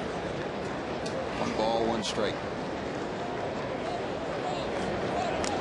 Jeff, you had a feeling for it too when you were here in Cincinnati. We had such a great transition of closers. Under the leadership of Tom Hume in the bullpen, you had, yourself and Danny Graves and Jeff Shaw and Scott. Even Scott Sullivan was a leader too in that bullpen. You go down the list, one guy after another. That number one did their job, but number two taught everybody coming next up how to do their job and do it the right way. Well, to be ready, how to get ready, and what to do when you got out there on the mound. And I think that's the big key of everything that we tried to pass along to each and every one that came after the other. That the first 4 or 5 innings of the ball game were not goof off time. That was learning what guy was hot and what guy was not, and where he was swinging on that given night for the opposition. And that's how you got yourself ready. That way you prepared yourself mentally early in the ball game. As the game transitioned toward a time where you would be ready to come into a ball game, then you got yourself physically ready. So when you came into the game, you weren't nervous, you weren't anxious, you weren't scared, because you already knew how to pitch the guys, because you had been watching them from the first 4 or 5 innings of the ball game. Swing and a miss by Ryan. He strikes out 0 for 2. Second out of the inning. Here comes Paul Janisch. This year, obviously, with Arthur Rhodes and David Weathers, you've had the same kind of component in the Reds bullpen. And you look at the composite of a whole team, you do it like that in the bullpen with leaders like that. And you saw Scott Rowland a moment ago. Scott Rowland isn't a guy that's going to stand up in the middle of the clubhouse and give a speech. Right. Neither is Ryan Zimmerman. Neither is Zimmerman. You watch the way they play every day. That's behind the head of Janisch for a ball one. But it's watching how they play the game, how they prepare. And then it's the little discussion by the side of your locker or at lunch that makes the difference. No, there's going to come a point in time where somebody on that Washington team is going to say, Zim, how come you're diving for balls when it's 10 to 1? What's up with that? And he'll tell them what. And that conversation there will mean more to that individual at that point in time in his career than anything else that he'll ever know. Balls, no strikes to Janisch. And it goes 3-0. Adam Dunn was talking about it last night, and that is what the Reds had, meaning Barry Larkin, Sean Casey, Aaron Boone, go down the list, people like that, and you thought you had a leadership quotient, and one by one they left for different reasons. And where the Reds were primed to use those leaders to forge ahead with the young players, all of a sudden they were gone, and that leadership quotient was gone too. That's what they're trying to get back right now. Bard will snare that one. The Reds get a double, nothing to show for it in the fourth. They still trail it. We're going to the fifth.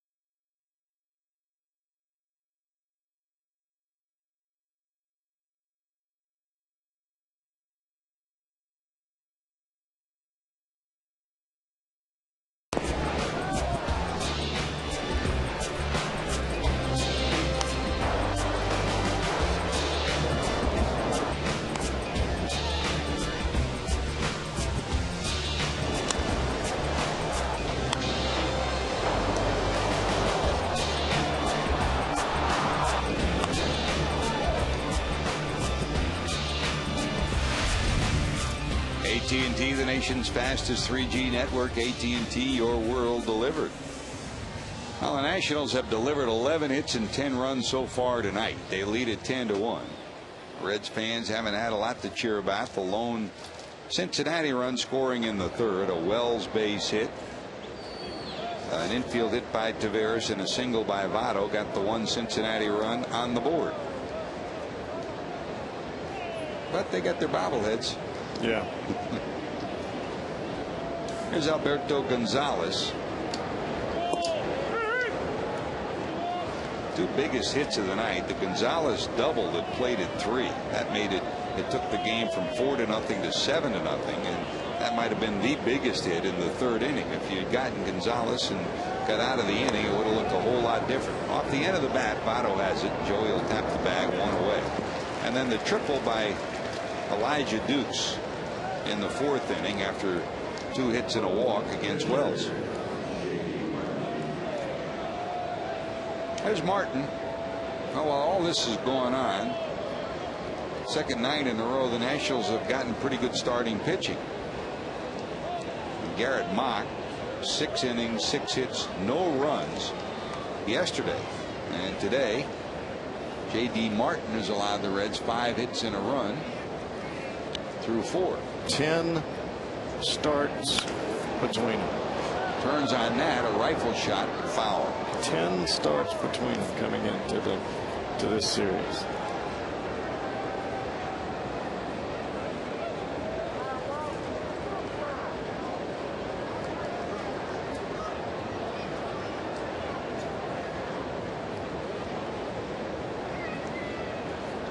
J.D. tonight, single to start the rally in the third, then struck out also in the third. He came to the plate twice as Washington sent 10 to the plate.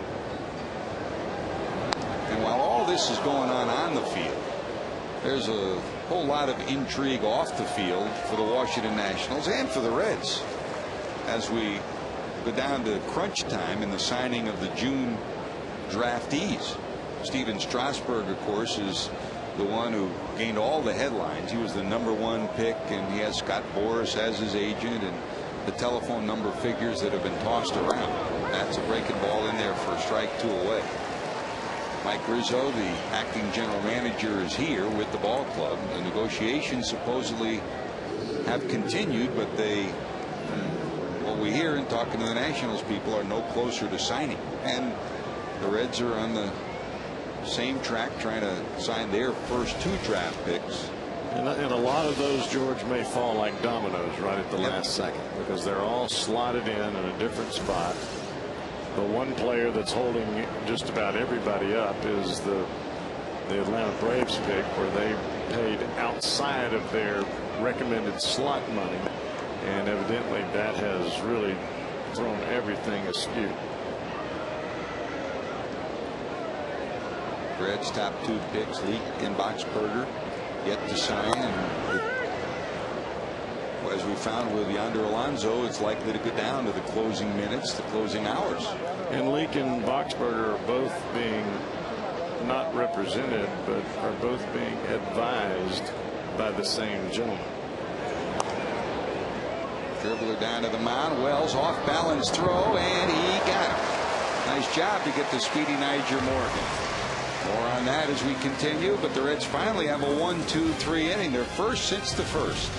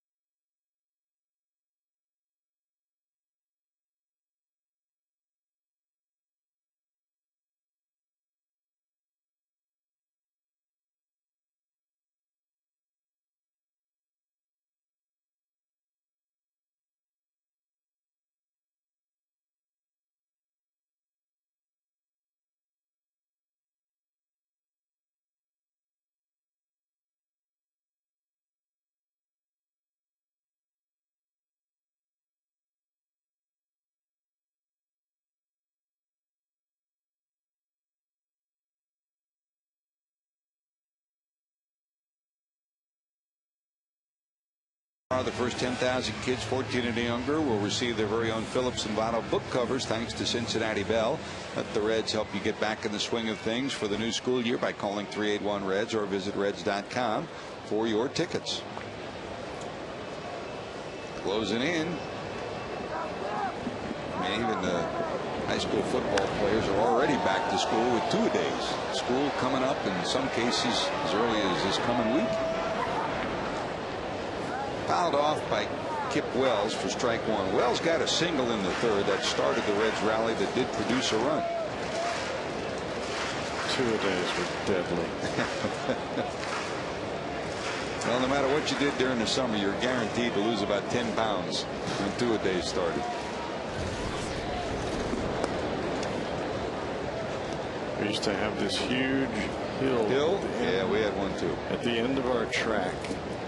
And you'd run those 220s, and then you'd get to the track. At the end of the track, I'd have to run uphill.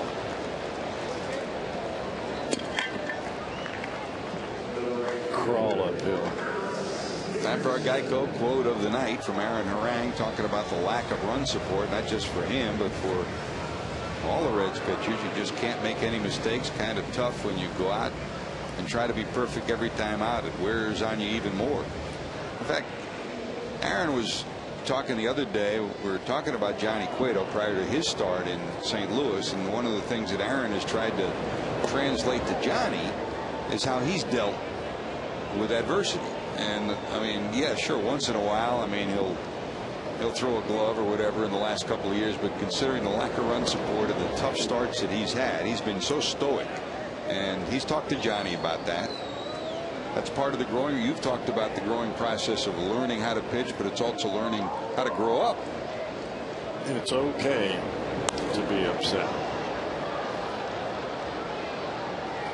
Fly ball to left. It's ticked by a fan, and Willingham won't get to it. But all that stuff about kicking things and throwing things and hitting coolers and all of that stuff, not worth it. If you really want to make your anger or your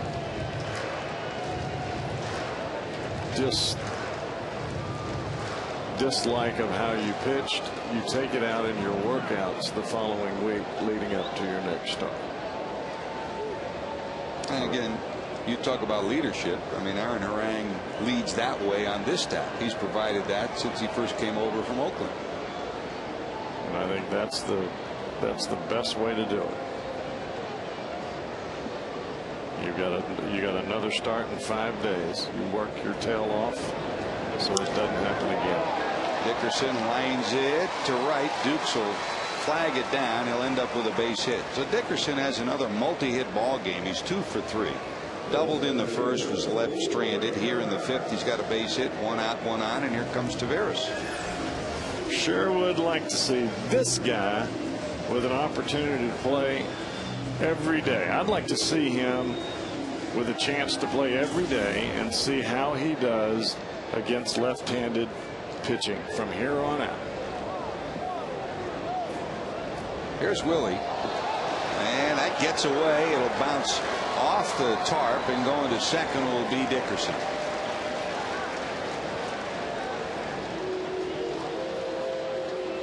That'll be an error on Martin. And he doesn't even have somebody covering. I mean, Dunn is over there not covering. He's off the bag. Dunn was in la-la land. I mean, talk about miscommunication. Dunn's laughing. Well, it goes an error on Martin. That puts a runner in scoring position. He picked off the runner all right, but he picked off the first baseman too. Yeah.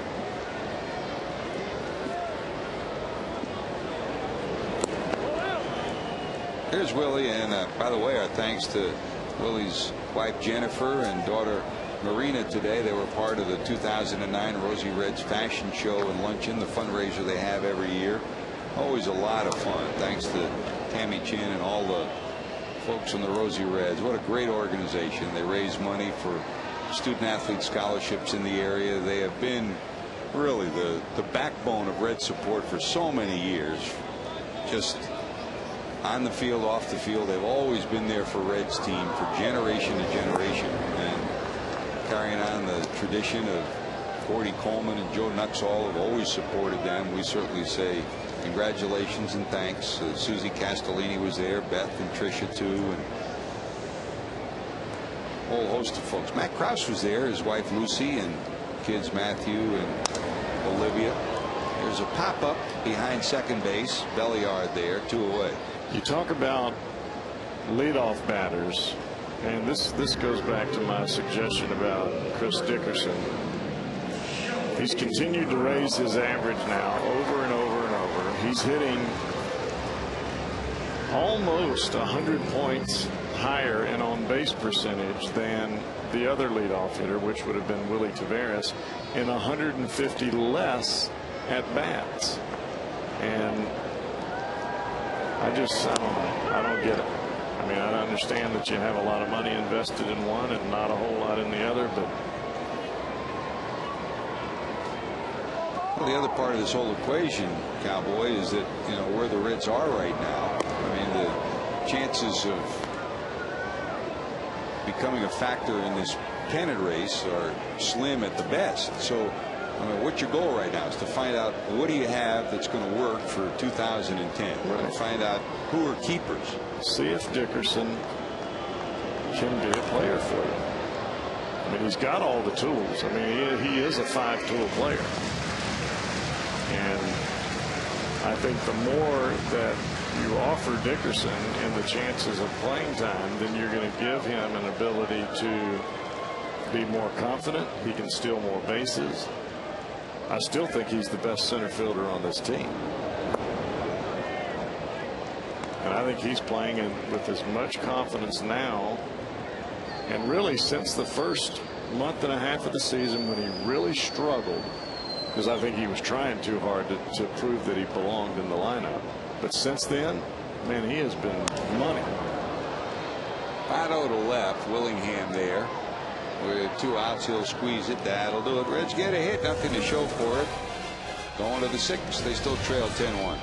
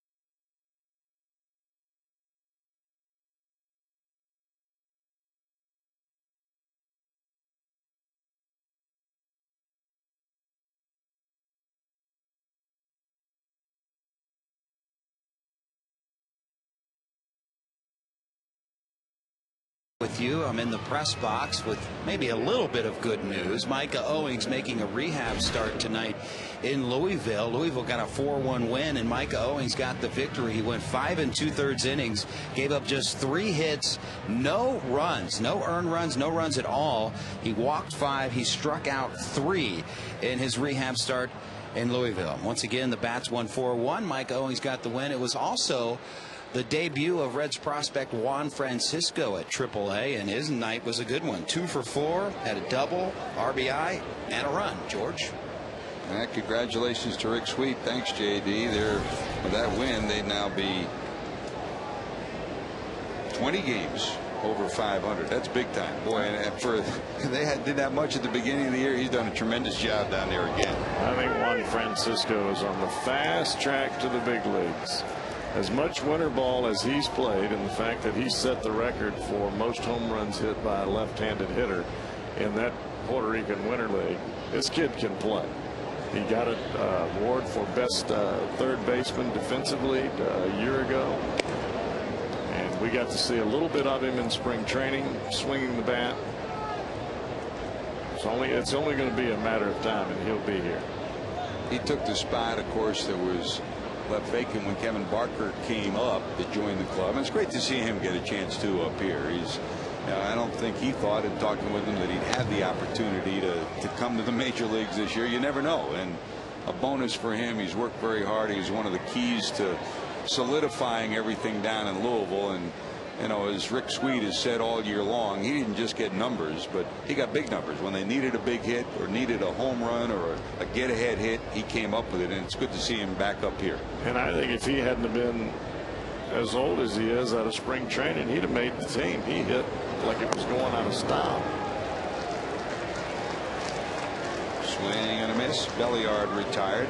2 for 4 is Ronnie. A double that knocked in a run and a single, and he strikes out. Wells gets the strikeout, 1 away here in the 6th. But now you look at Juan Francisco's numbers down in Carolina. In 109 games, 22 homers and a 281 average. And he's got a big swing. I mean, you talk about a big, powerful swing. We were talking about Jack Clark last night. He has a Jack Clark kind of swing. How much contact he'll make up here remains to be seen, but he looks like a genuine prospect to keep an eye on in the next couple of years. That's why I measured him to the Puerto Rican League, because that's really a 4A ball club. That's somewhere between AAA competition and big league competition. And if he can shorten his swing enough to hit down there or make the adjustments there to do as well as he did, then he can do the same up here. And that's really what it's about. You see Chris Heisey from level to level to level. As things get tougher and tougher, he continues to make that adjustment to get better and better. Those are the guys that I look at. Same thing from a pitching standpoint. You expected Francisco to make it up here sooner or later. I'm a little surprised at you that Todd Frazier wasn't called up. It'd be nice to see him and how he might do at AAA as well.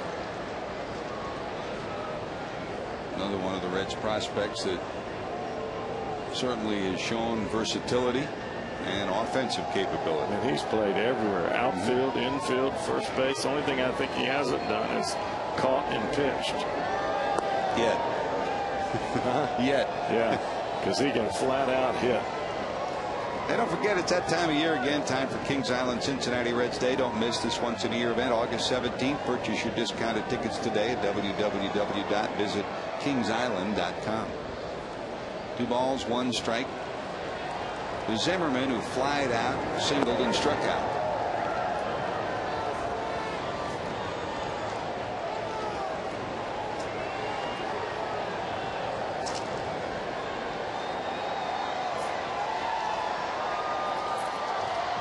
This is the kind of ball games I love to watch.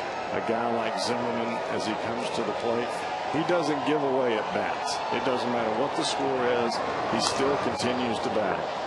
Hit pretty good to right, going back at the wall, reaching up. Dickerson hauls it in. That just kept carrying. Dickerson looked like he thought it was going to be about 15 feet in front of the wall, and it had that little extra Zimmerman zip.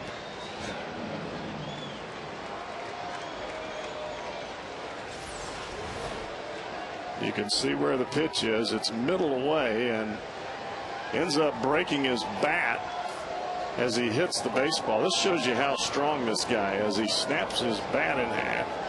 He's looking back to where the bat is. Where does the ball go? All the way to the base of the right field wall. That's a little musculature right there, isn't it? Big, strong guy with a big swing. Yeah, the one thing I've noticed in watching the Nationals this year, and we've only seen them twice, once in their place and then this week here, but watching them on TV, you know, so often the last couple of years we saw so many bats splintered by Adam Dunn, and you talk often why, and see, is it bad wood? And by his own admission, he's got a bigger bat this year. It's 2.5 ounces bigger. It's a thicker handle. And you get better wood. Sure. And I don't think I've seen a broken bat from Dunn this year. I'm sure he's broken bats, but the big bat has worked. And I think the thing that it's helped him most with is in his batting average. He's still hitting the ball out of the ballpark. He's still getting his walks. He's cut down on his strikeouts. And yet he's hitting basically at a 280 clip coming into this series. Put it all together, it's his best offensive year.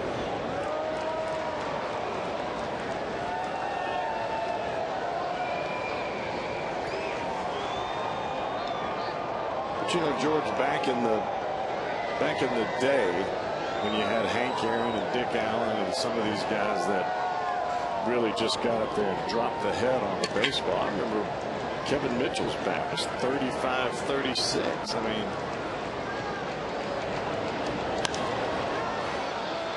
popped up left side.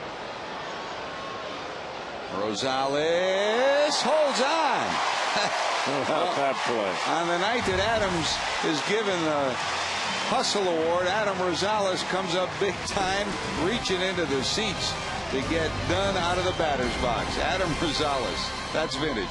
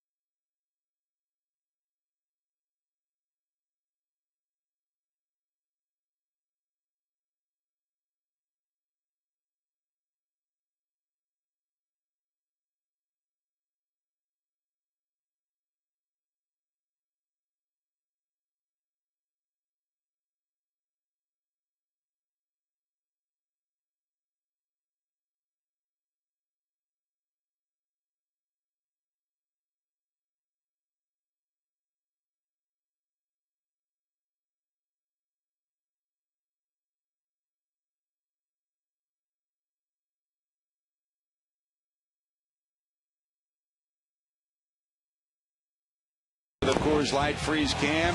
Picture tells 1,000 words. It's worth 1,000 words. These are the two plays where home plate umpire Greg Gibson ruled that a Reds batter touched the ball in fair territory. That one you saw Taveras' foot was still in the batter's box, and here very clearly the ball wedged between the legs of Paul Giannis, but he's again in the batter's box. Both batters were called out. Dusty Baker argued both times, and on the second one, hitting coach Brooke Jacoby was ejected after commenting from the dugout. Dusty came out, argued once again. He lost both arguments. Both calls, you can see, both players still had their feet in the batter's box. Coors Light freeze cam brought to you by Frost Brewed Coors Light. It's one thing to make one mistake. It's another to make two on the same exact play. One inning apart. We've never seen it before, but then again, that's the beauty of this game. Sometimes the frustration of this game. Yeah. Every day you see something different. Willie Harris into the game. He's in for Willingham Inlet. Harris, veteran utility player. He'll play anywhere for you, and he's in left right now with a 10-1 lead. And that got him.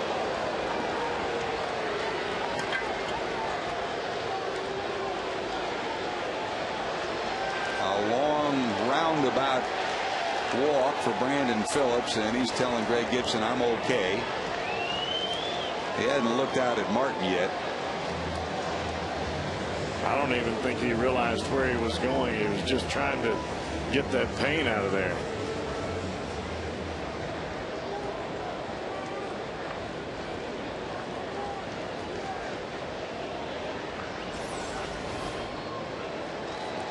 looked like a fastball. They were trying to come in, and that ball just catches Brandon Phillips right on the wristband. Right on the red wristband above the wrist, and that hits pretty solid. So he will exit. He walks to the first base bag. Take another look and listen. Pretty solid. Now remember, when he gets hit, that left arm is absolutely numb. That's why he continued to walk down that left field, the third baseline, because there was no place else for him to go. The thing's killing him. But Drew Sutton enters the game. Sutton will pinch run for him. Nick's left center field hit pretty good. Harris going over, calling off Niger Morgan. He's got it. Sutton had gone all the way to second. He retreats to first. So a frustrating night for Brandon Phillips. On his bobblehead night, Steve Ballman is checking him out, and he's still flexing that left hand. I mean, as you saw it on the replay, it looked like even more of a solid hit than it looked when we saw it the first time. So he's flexing it, checking it out, and Steve's checking it out with him.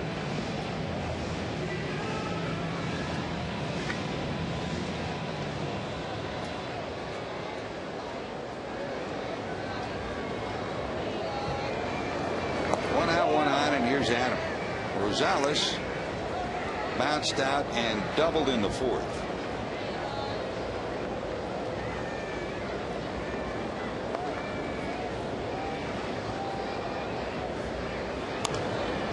Down to third, one at second. There'll be no throw to first, so they get the 5-4 fielder's choice. Two away, and here comes Hannigan. Don't forget, bring your family out to the ballpark tomorrow for the next Reach.com Family Day. When one family member purchases a full price ticket in advance of game day, the entire family gets non-premium tickets at half price. Come root on the Reds as they face the Nationals. For tickets, call 381-REDS or go to Reds.com. It's the eReach.com Family Day tomorrow at Great American Ballpark.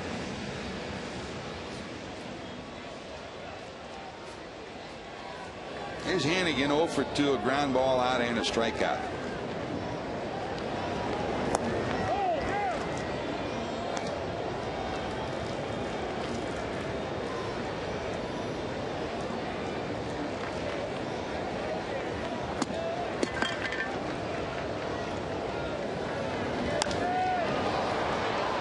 Fly ball right center. Niger Morgan there.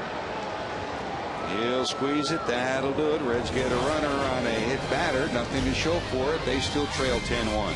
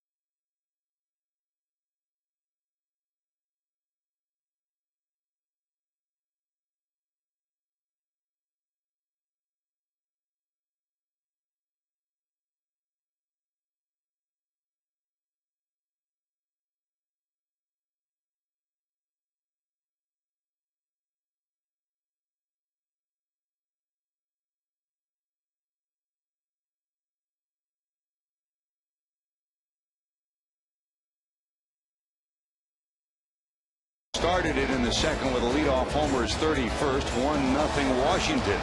Then in the third, Ronnie Belliard's double chases home a run. That'll make it 2-0 as he gets it over Lance Nix's head. Zimmerman follows with a single that makes it 3-0. And then when it's 4-0, a double by Alberto Gonzalez. He chases home 3 runs. It's 7-0. The Nationals lead. That'll be it for Johnny Cueto, who exits after 2 2/3. In the fourth, Elijah Dukes with the bases loaded triples down the right field line. The last man to chug home will be Adam Dunn. By the time he does, it's 10-1, and that's where we are right now. Dukes with a triple. 10 runs, 11 hits, 2 errors for Washington. A run, 6 hits, no errors for Cincinnati. Wells still in there. And here's Willie Harris hitting in the 5th spot for Josh Willingham. So Harris up for the first time here in the 7th. Sutton stays in the game. He's at second base for Brandon Phillips.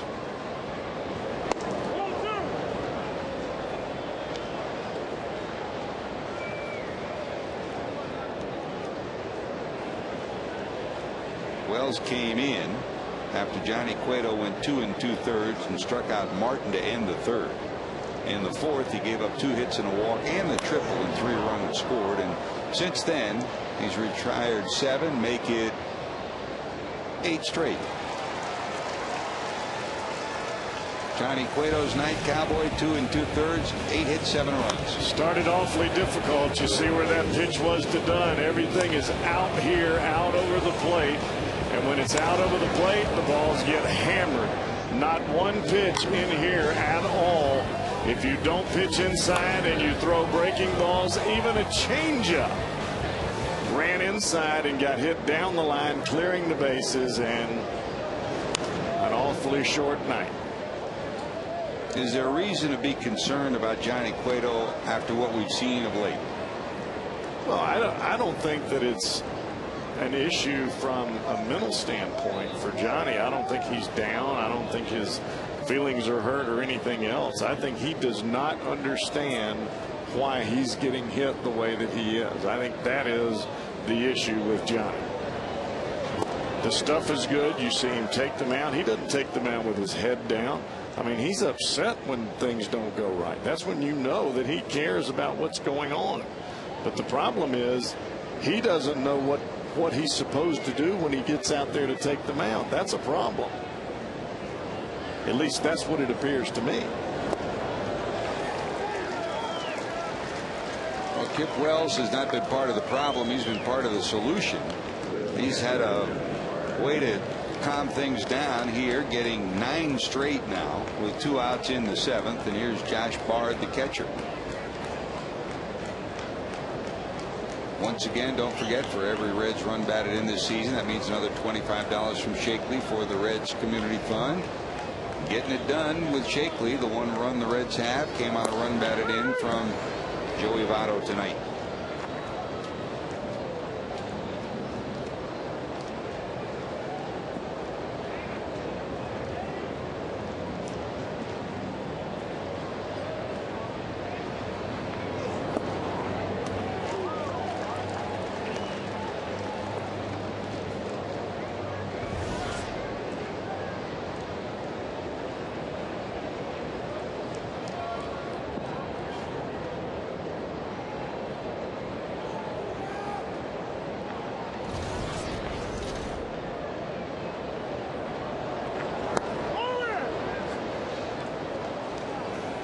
Two away, Bard at the plate, and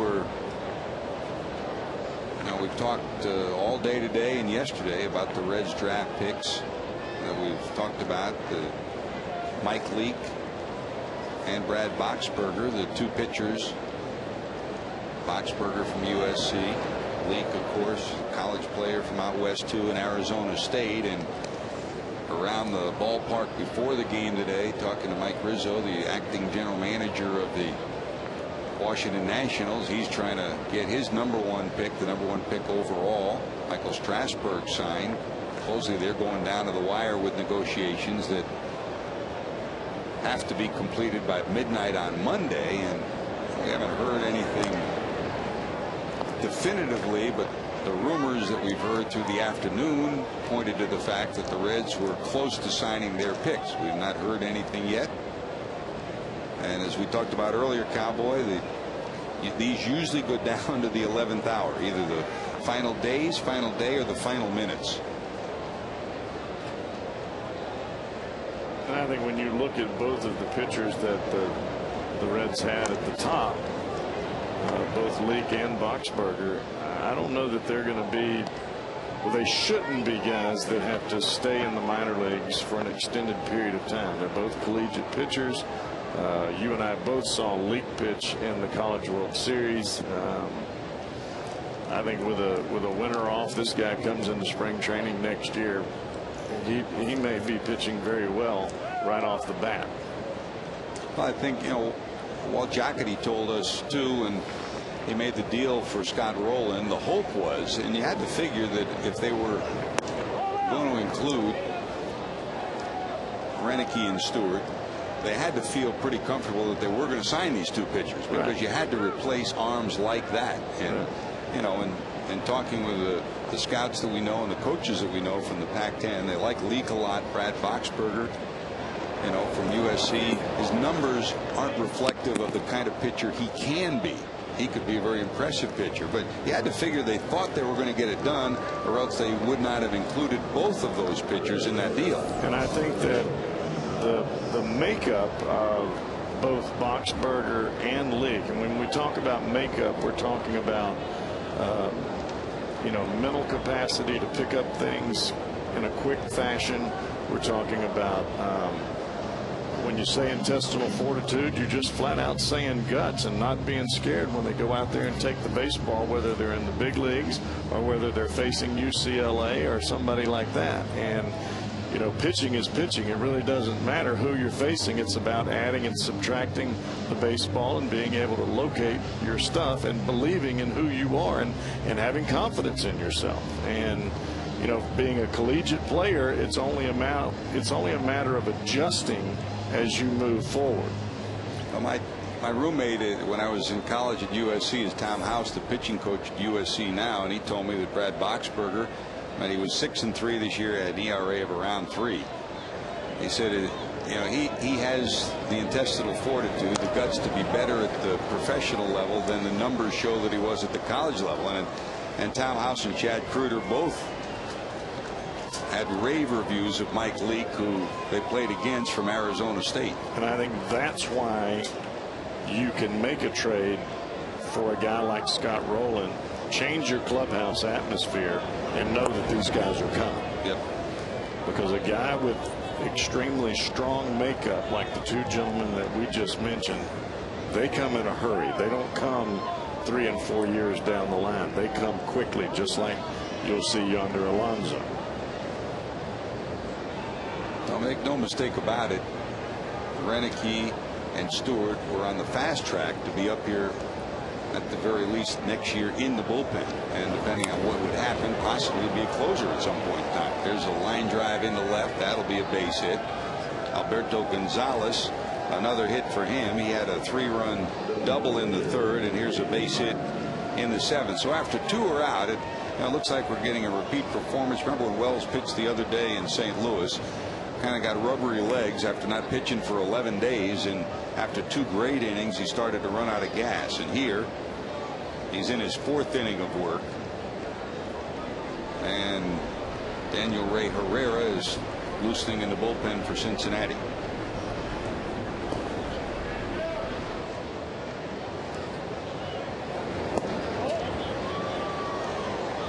So 1st and 2nd with 2 away, and here's the pitcher Martin, who's got a hit tonight, 1 for 3.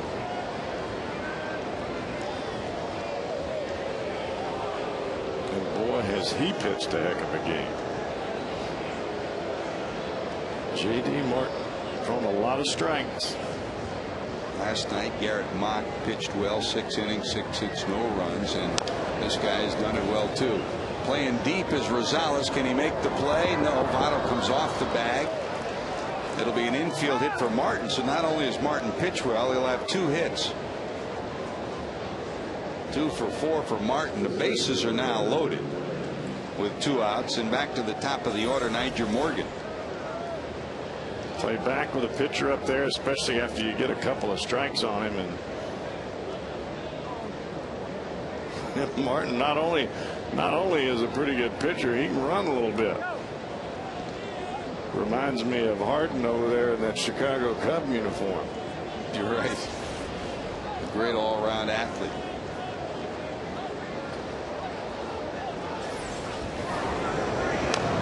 He hits the ball. He's smelling hit all the way. He never turns around. He's just looking at the bag.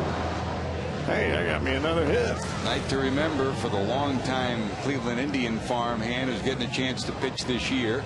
Dusty's out. He'll make a double switch. Wells' night will be done. Wells came in with 2 outs in the third, got the final out of the third. He did give up 3 runs in the fourth, but had a 1-2-3 fifth, a 1-2-3 sixth, and here in the seventh, after 2 are out, a walk and 2 hits. But at least he gave the Reds a breather on a night where they're 9 runs down. Here comes Daniel Ray Herrera. Time for our Skyline Chili call to the bullpen. You're watching Reds baseball on Fox Sports Ohio.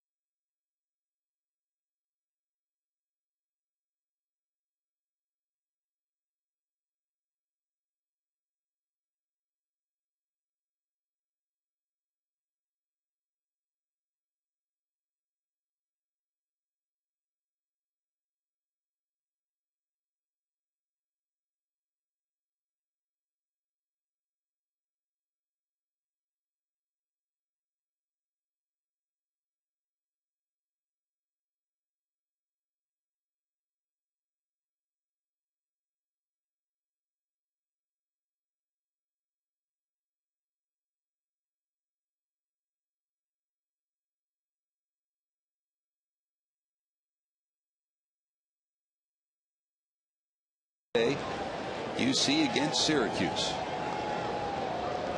Craig Tatum comes into the game. He'll come in behind the plate, and here's Daniel Ray Herrera. A double switch, so Tatum will hit in the 9th spot. Tatum would be due up second next inning, and Herrera would be in the 7th spot. Back to the top of the order, Niger Morgan. He has 2 of the 13 hits for Washington tonight. Single to right, single to left. And he scored a couple of runs. What do you want your leadoff hitter to do? Get on base, steal a base, score runs. And he's been doing that since he came over from Pittsburgh. Since the All-Star break, he leads the league in hits, leads the league in bunt hits, stolen bases, and in runs. So he's doing exactly what they wanted him to do when they picked him up from Pittsburgh.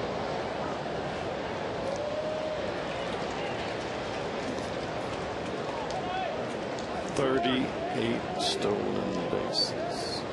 Well, he wasn't even getting to play every day. 20 of those have come since he moved over here.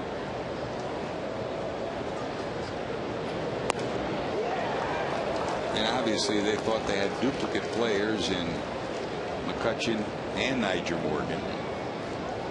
But what's wrong with keeping both of them? I mean, you had Nate McLeod, you had Jason Bay there, you had Nady there, and all of them are gone now. Yeah. Economics certainly a part of it. Well, you can't teach speed. And you can't teach somebody to throw the ball hard. Or hit the ball out of the ballpark with some regularity. You can't teach those things. You can tinker with the peripheral things, but that's a call, strike 3. Good job by Daniel Ray. He strands the bases drunk. Time for the 7th inning stretch presented by AT CIN.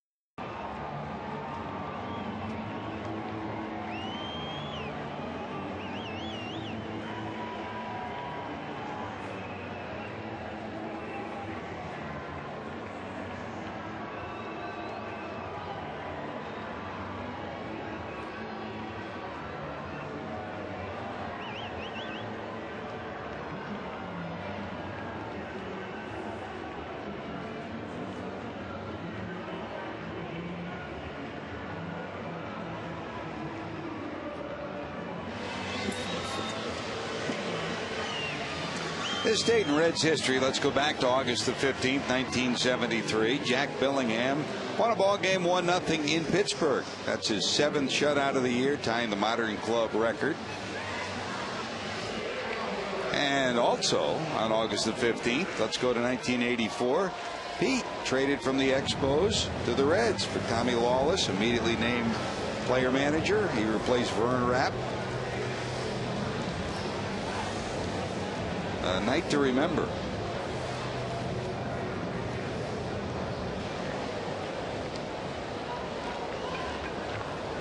(1984) August the 15th. Jesse remembers that because it was the day before his birthday, August 16th. There's a pop-up. Zimmerman giving chase. He'll run out of room. What is the date that separates modern day player from 1900? the other guys? 1900. Is it? Yeah. Oh, okay, cool. What about this, Reds fans? For great tasting food and family fun, pick up JTM Philly Kits. Burgers are delicious barbecue. From your favorite grocer, JTM, food, family, and fun. Here's Logan Kinsing, the new pitcher. So J.D. Martin pitches well. Last night, Garrett Mock, 6 innings, 6 hits, no runs. Tonight, Martin, 6 innings, 6 hit, 1 run for a starting staff that's been beleaguered. 2 pretty good nights. It takes a little while to learn. You learn a little bit, and you try to retain that information that you've learned. Try not to look at the names on the back of the jerseys. That's rule number 1. Giannis down the left field line, curving. It'll go foul. He almost had his first homer of the year. A rocket shot that just took a left-hand turn and missed by about 10 feet. If you're a young pitcher and you come to the big leagues and you look at the names on the back of the jerseys, you have a propensity to get in trouble.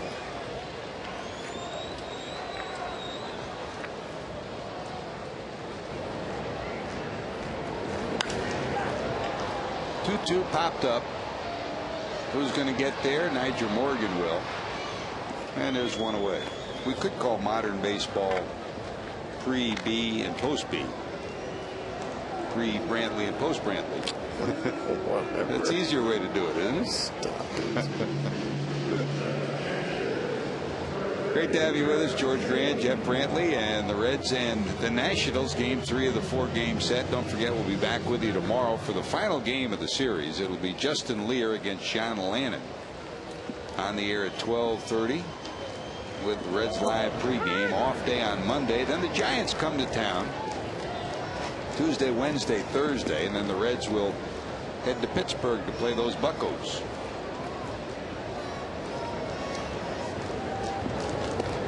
Can the Reds protest that those 2 calls earlier were so bad that they deflated the ego of the team?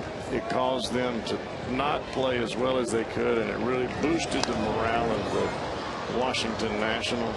If I ever have to go to arbitration, I'll have you do the arbitration for me. Now that would be the kind of arbitration argument that you would need. There you go. They're the aforementioned deflateds. You know, and they could be still talking about it, and it could have taken their concentration away from what was going on the field. And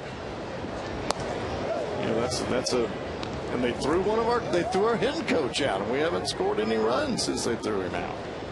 Those of you that joined us late, 2 controversial plays early in the first 2 innings. In the first, Chris Dickerson doubled, and then with Taveras trying to bunt, he was called out when home plate umpire Greg Gibson said the ball hit him out of the batter's box. The replay showed 1 foot was still in the batter's box.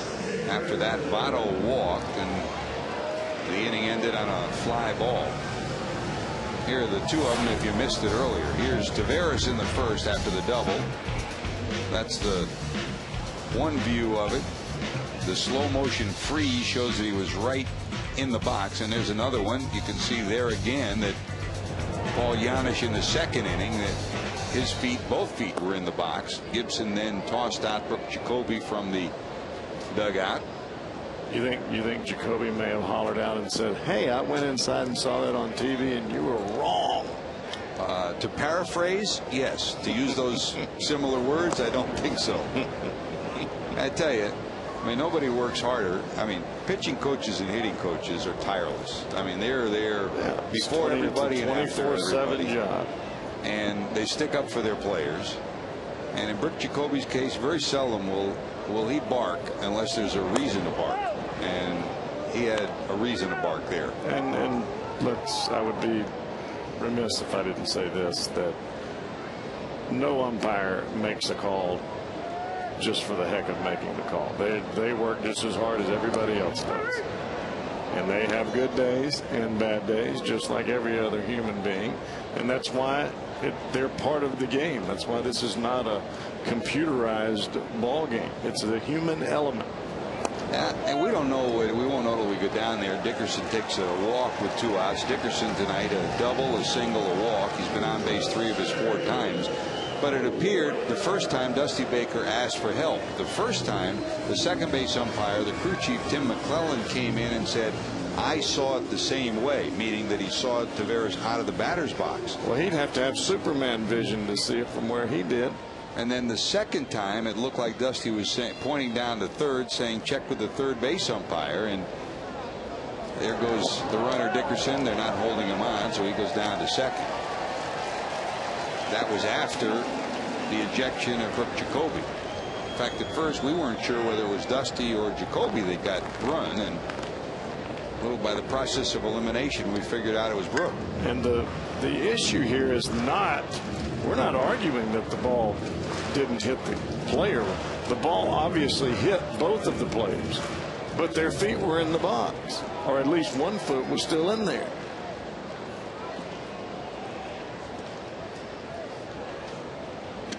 Here's Taveras. He did reach on a bunt hit and popped up his other time up.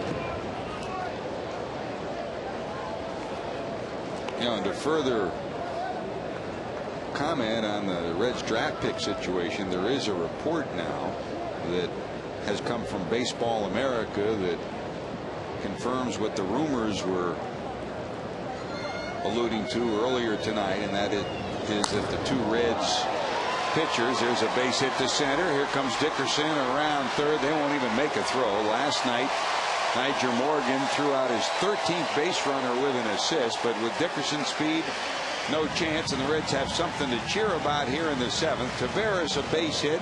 The Reds put their second run on the board. Bullet. He almost tore the belt off the backside of Logan Kinsinger.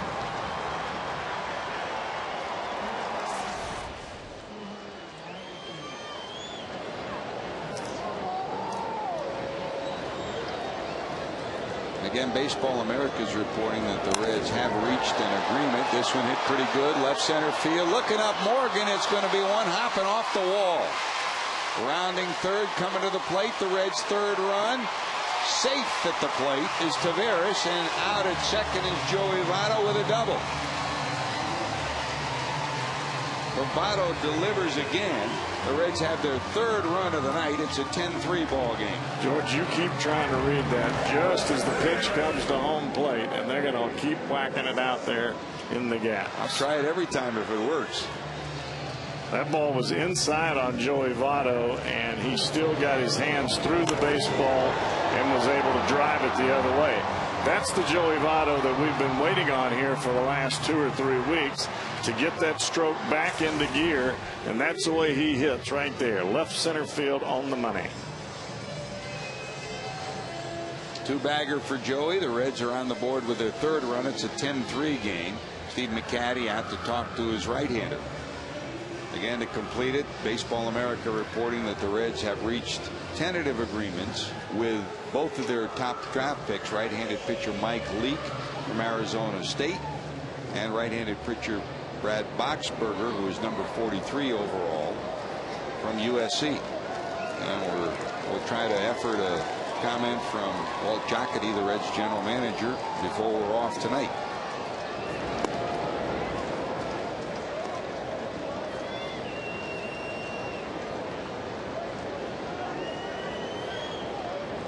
Here's Drew Sutton. He came in to pinch run for Brandon Phillips after Brandon was hit by a pitch in the 6th.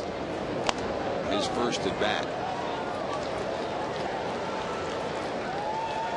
And we've had no further report from the clubhouse on Brandon's status after being hit on the left wrist right up above the batting glove. 2 away, 2 balls, no strikes. Hit pretty good to right. Did he get enough? Going back, looking up. It's going to be gone. First major league dinger. Took him a while to get his first hit, but now he's got his first round tripper. He'll get a big welcome. A 2-run shot for Drew Sutton. And the Reds are trying to climb their way back into this one. It's a 10-5 game.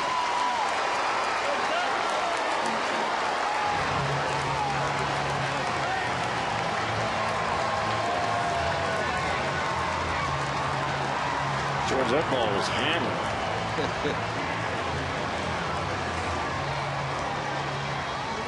That'll be it for Kensing, and here's another look at the first major league homer for Drew Sutton.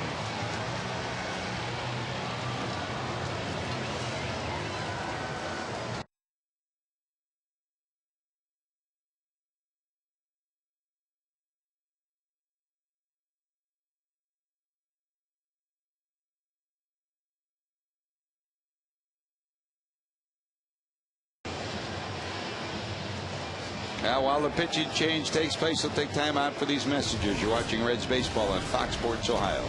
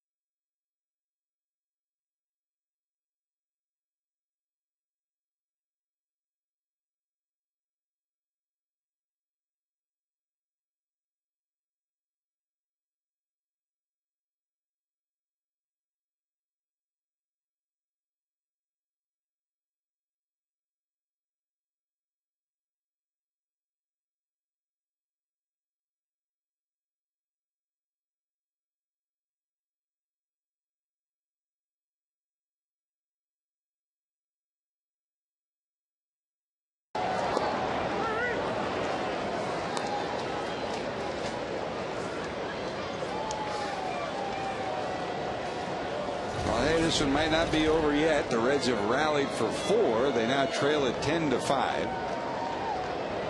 And here's the new pitcher, Tyler Clippard. Look out. The 24-year-old right-hander in relief of Kensing. And there's a big smile that's about as big as the picture of him on the scoreboard in center field. What a great young man. It's great to see the big swing come here. There's nothing better than watching the young players get their firsts in the big leagues. Belliard has that. Innings over, but not before Drew Sutton delivers his first major league homer. Listen.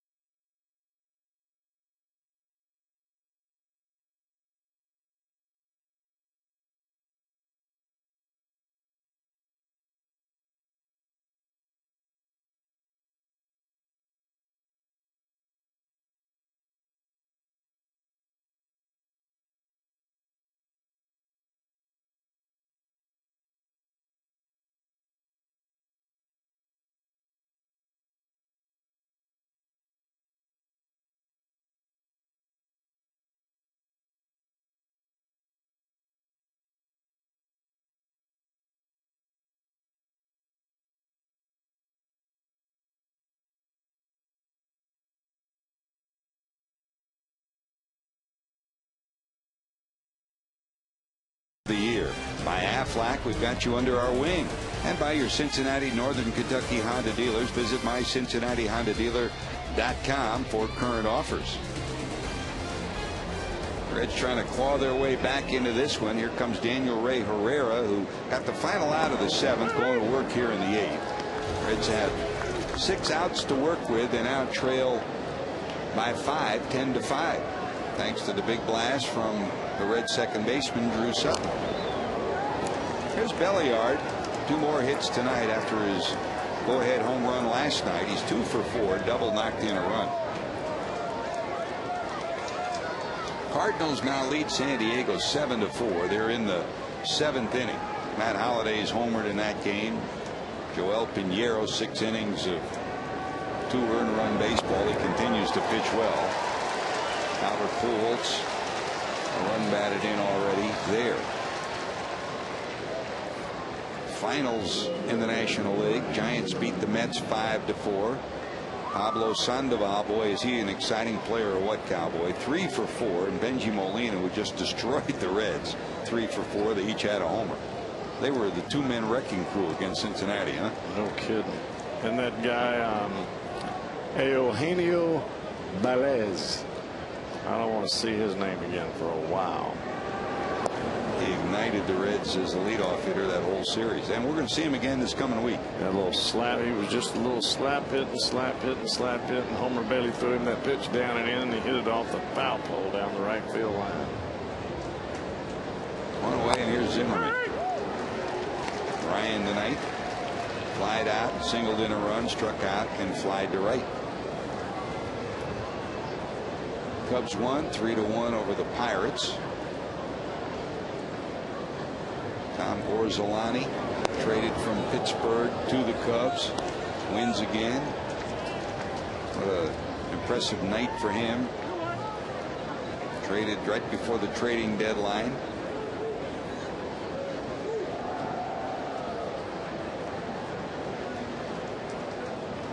Five effective innings for Orsolani. And the Brewers have won 6-2 over the Astros. Mike Burns, 6 innings, the winning pitcher. He's 3-4. Felipe Lopez was 3 for 4 in that one. Phillies have beaten the Braves 2-4-3.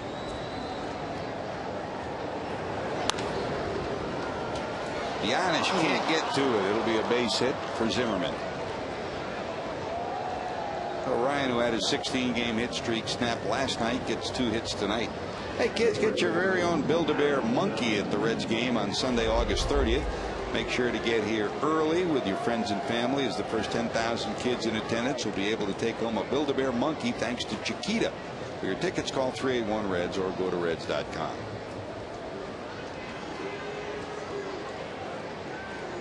My kids like that store. Build-A-Bears? Yes. Big time, huh? They like to put the heart inside and all that.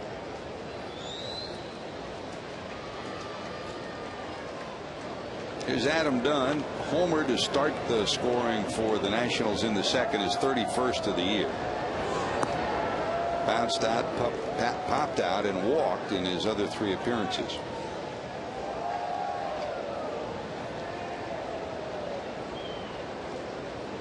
You notice when Danny Herrera goes back to the mound, instead of going to the rosin bag, he goes to the dirt.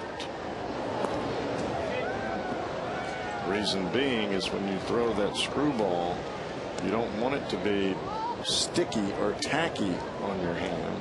You want your fingers to be able to really roll over the top of it, and the only way to do that is to keep it where it's just a little dusty, not tacky.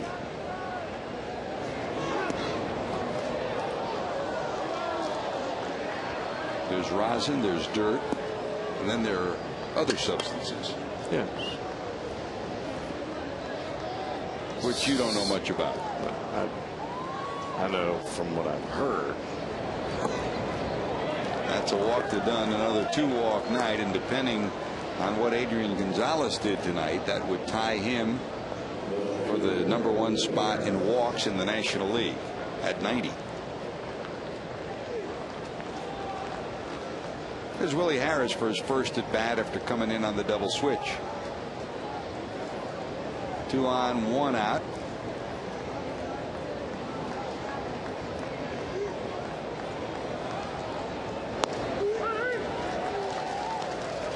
I'm kind of proud of the fact that I played those years, 14 years, and never cheated one time, never threw a pitch that was illegal, didn't take any illegal stuff, nothing. I was talking with a player up at Cooperstown when we were up there, and he said essentially the same thing. He said he's glad he can walk down the street and hold his head up high and look at people in the eyes as he walks down the street. And that way, for those reasons, when I'm here and the things that I say, they're open, honest opinion. And I don't have to worry about what I say because it's the truth, or it's my honest gut opinion. 1 ball, 2 strikes. You were a member of the Players Association when all the discussion started about drug testing. Here's Herrera to the stretch. Many years of that. And you and I talked about it when you were a player, and there were so many players, and almost to a man, the Reds players during that era wanted testing because, number one, they wanted the questions erased for them, and they also wanted a level playing field. Right. Well, you want people to know that you're not part of that other group. Down to second, 4 to 6, not in time. Harris runs pretty well. The ball not hit very rapidly, so they get the force at second. It'll be 1st and 3rd with 2 outs. I mean, the last thing that you want as a player is to be questioned about your integrity. Nice job by Sutton with a nice feed. Giannis got good arm on the throw, and that's all you can do, especially with the speed of Willie Harris coming down the line. 1st and 3rd. And here comes Elijah Dukes. He had the triple in the 4th that plated 3 and took the lead from 7 to 1 to 10 to 1.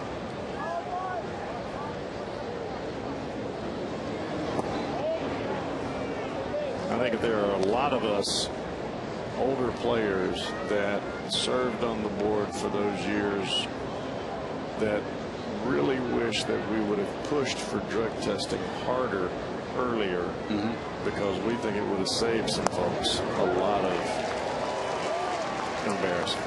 And I know in talking with player reps, it became an issue where you had contract negotiations, and you'd go there, you'd go to the meeting with the idea of this is an important issue, but it got clouded because of the other immediate issues, and it became, instead of number 1, it was 4 or 5 on the list, and it never went to 1. It was way down the line because of the arbitration years, or the days, and the free agency, and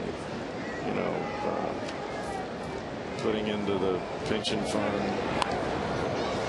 Down to short, Giannis scoops across, and that'll do it. Well, they get out of trouble after the walk and the single. Reds need to go to work again.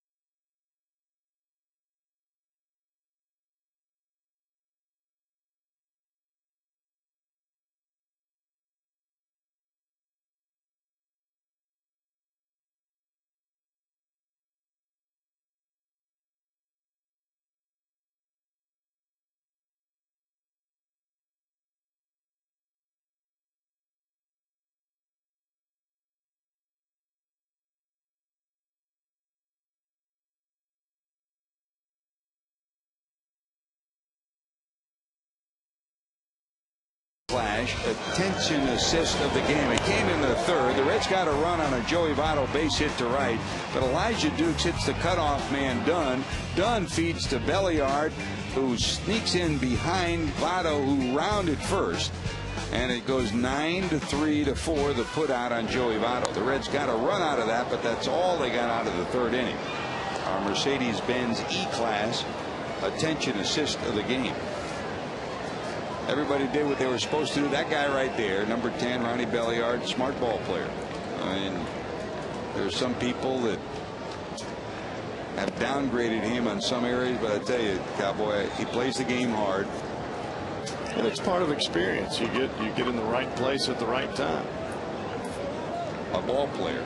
He was in the right place, and he ended up picking the pocket on the Reds. Look out, that's over Rosales' head. Adam tonight 1 for 3, a double. Adam Dunn homered in the second to give Washington a 1-0 lead. The Reds, though, in the first couple of innings had opportunities. In the first, Dickerson doubled, and then the first of 2 controversial calls against the Reds. Willie Taveras trying to bunt him over.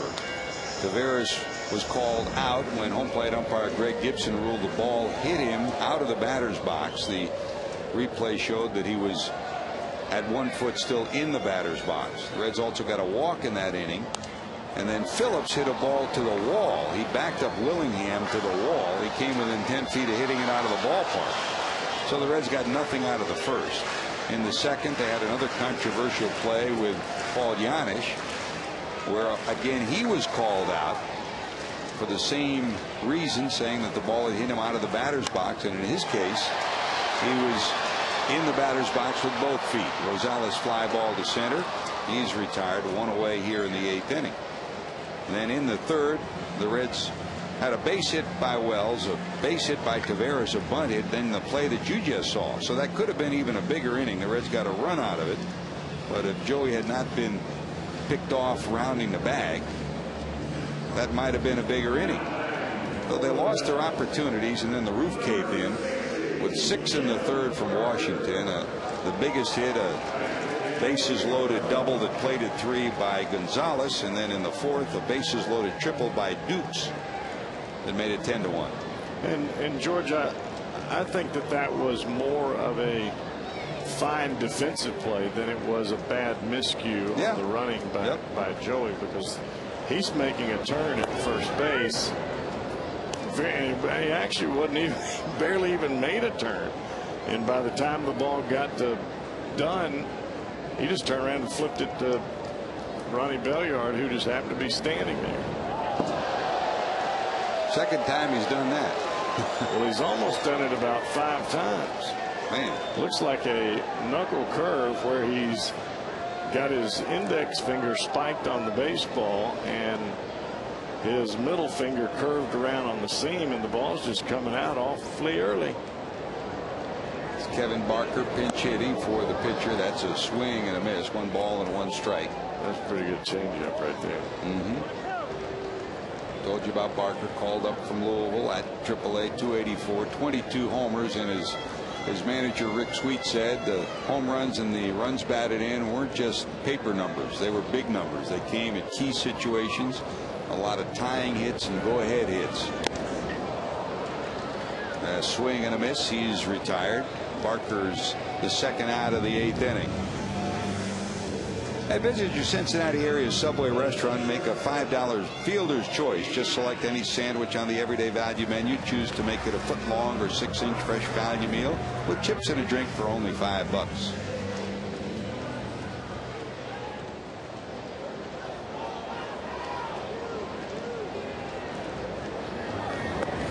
Two away, and here's Janisch. Ball called out for being hit by the batted ball in fair territory. That was in the second. Popped to the catcher and fly to center.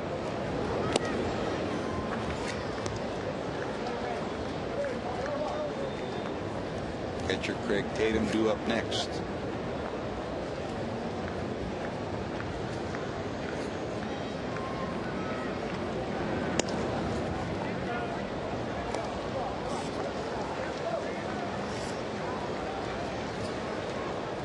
Clippard will give you a long, lanky delivery, a little Left knee, left leg, left arm, and whoop, here it comes. Ball 4. Well, he has that front glove that comes out right in front of his face and almost points towards the mitt until the last second, and then he drives it down into his front left hip, and then there comes that hand.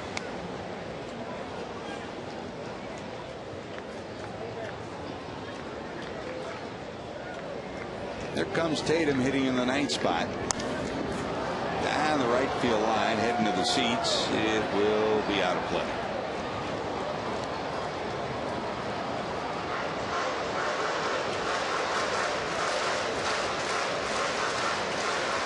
Dodgers leading Arizona 3-0. They're now in the 6th. The Cardinal game has moved into the 8th. St. Louis leads the Padres 7-4. Rain delay in South Florida, Colorado, and the Marlins.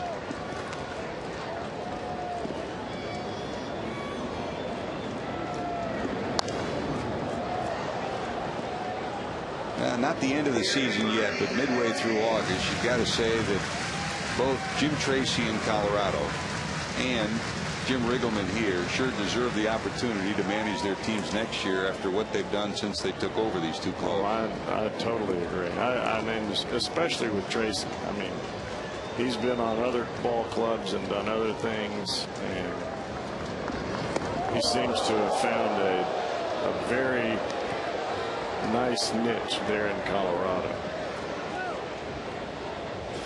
There's a wake up for Craig. Well, they wanted this ball up high, and it just happened to have a little tail to it, and that tail happened to head towards his chin. 1 ball, 2 strikes.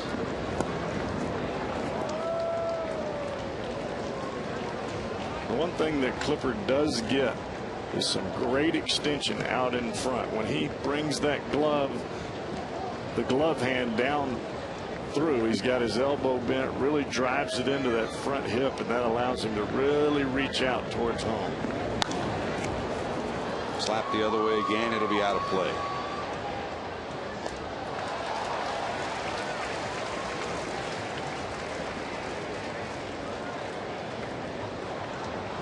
And in a 10-5 ball game, he is letting it fly. Not a whole lot of fooling around out there.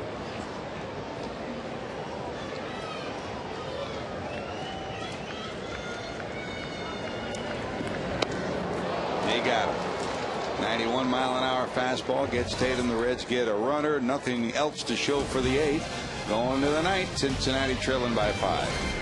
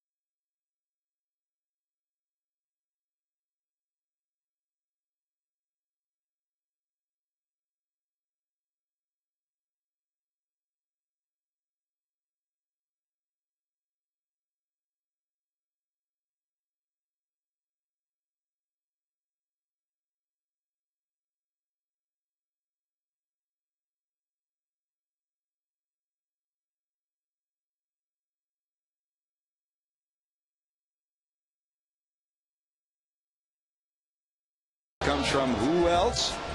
Adam Rosales with the overshift undone. He's the only one covering the left side. He has a long way to run. He gloves to pop up to end the inning and falls into the first row. And it's fitting that it comes on this night, because this was the night where Adam Rosales received the Heart and Hustle Award before the game. Billy Hatcher presenting it to him.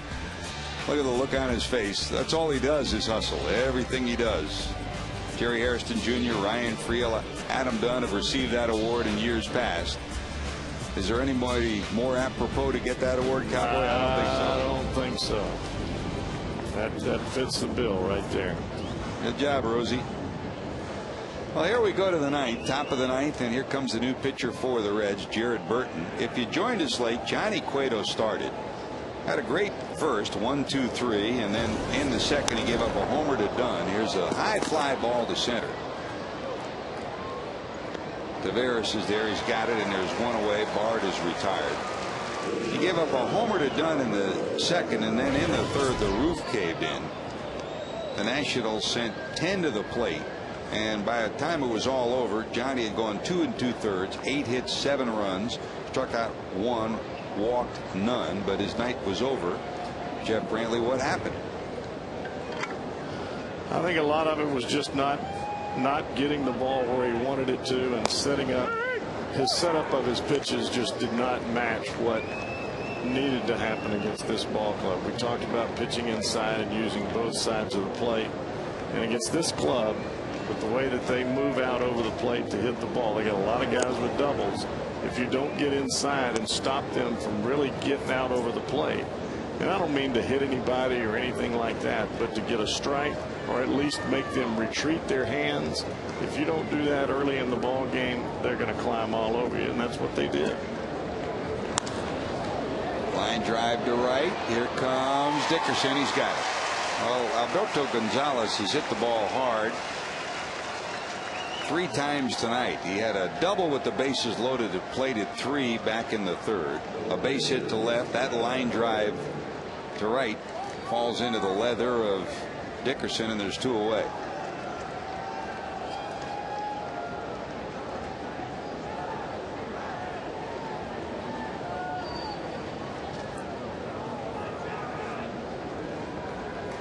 Put 2 away, and here comes the pitcher Clippard, who will get a chance to swing the bat. When Burton stays with what he's throwing right now, which is anywhere from 90 to 94, 95 miles an hour with that cut fastball, he's a tough guy to hit. I mean, you're seeing pitches that we haven't seen him throw all year long. This is what he threw 2 years ago. Yep. And for some reason he started throwing a 2-seamer and started slowing down for a breaking ball. I mean, just a bunch of mess. And now he's getting back to power pitching, and it's working for him.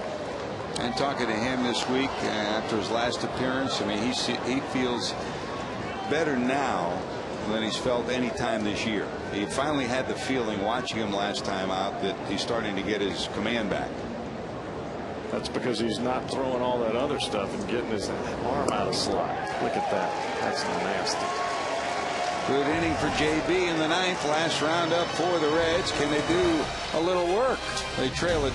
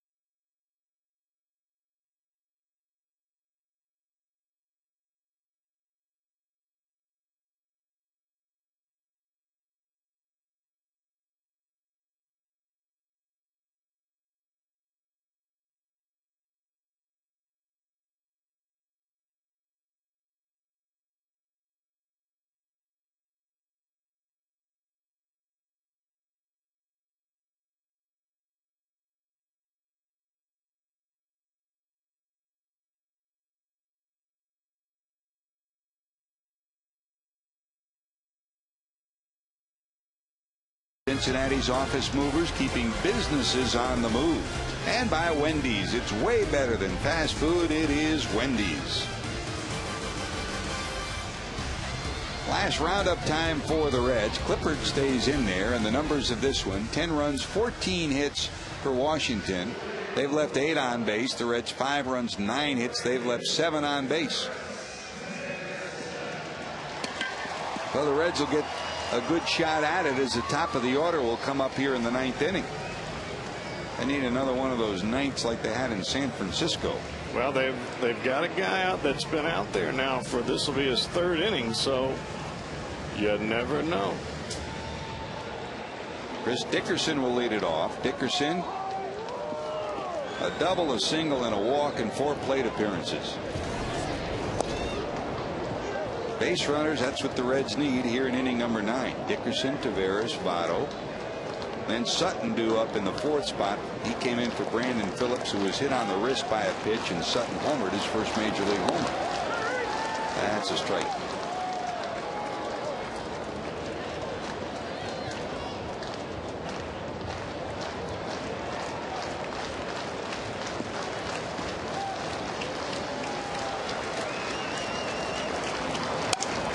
Broken bat, rolling down to second. Belliard has it. They'll get the first out of the 9th.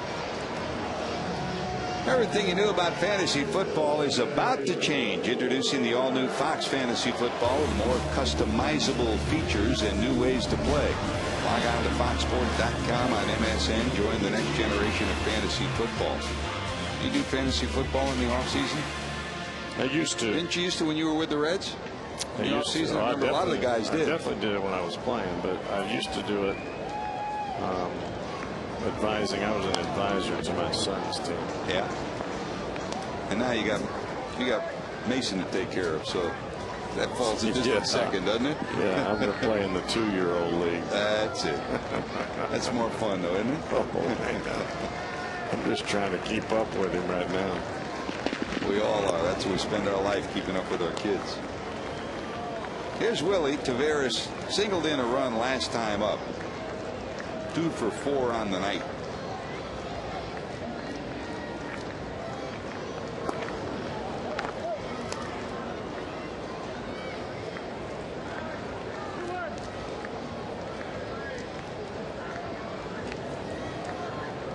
Joey Votto on deck for the Reds.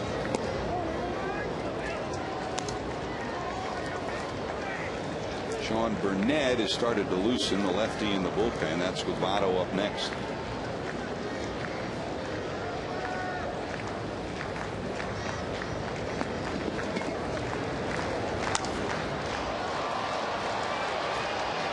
Fly ball right field. Who'll get there? It's dropped by Dukes. Taveras is rounding second. He's going to try for third, and he'll go in on third. Boy, that looked like trouble from the get-go. It's a ball that would have been easily caught by either outfielder. Miscommunication, and the Reds get a life.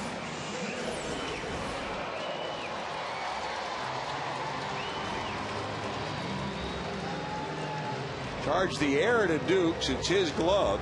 And I don't know who called that ball. Well, I don't watch every Washington game, but that's the 3rd time I've seen that happen in right field for the Nationals in games that I've seen. So the Reds get a runner on third. Riggleman coming in, and they're going to bring Burnett in to face Votto. So while the pitching change takes place, we'll take time out for these messages. You're watching Reds baseball on Fox Sports.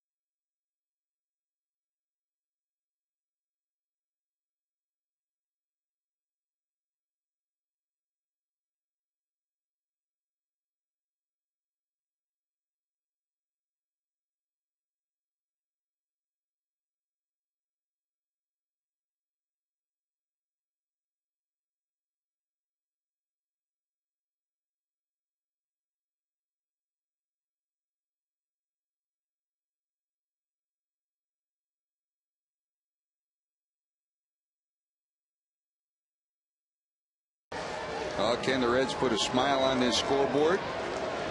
Long way to come back. They trail at 10-5, but hope, because Joey Votto's coming to the plate. There's a swing and a miss from Votto.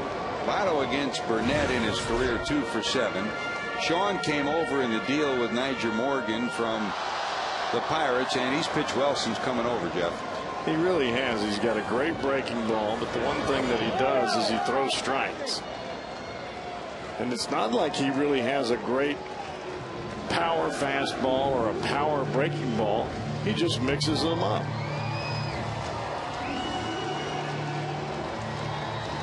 This is his 21st relief appearance as a member of the Nationals for this 26-year-old left-hander.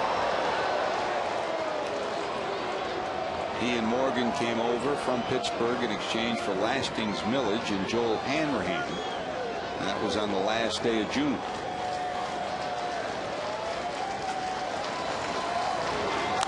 There's a shot down to short. Backhanded by Gonzalez. They'll get Votto. The Reds will get a run out of it, and it's 10-6. All the Nationals want now are outs, and that's their second out of the inning.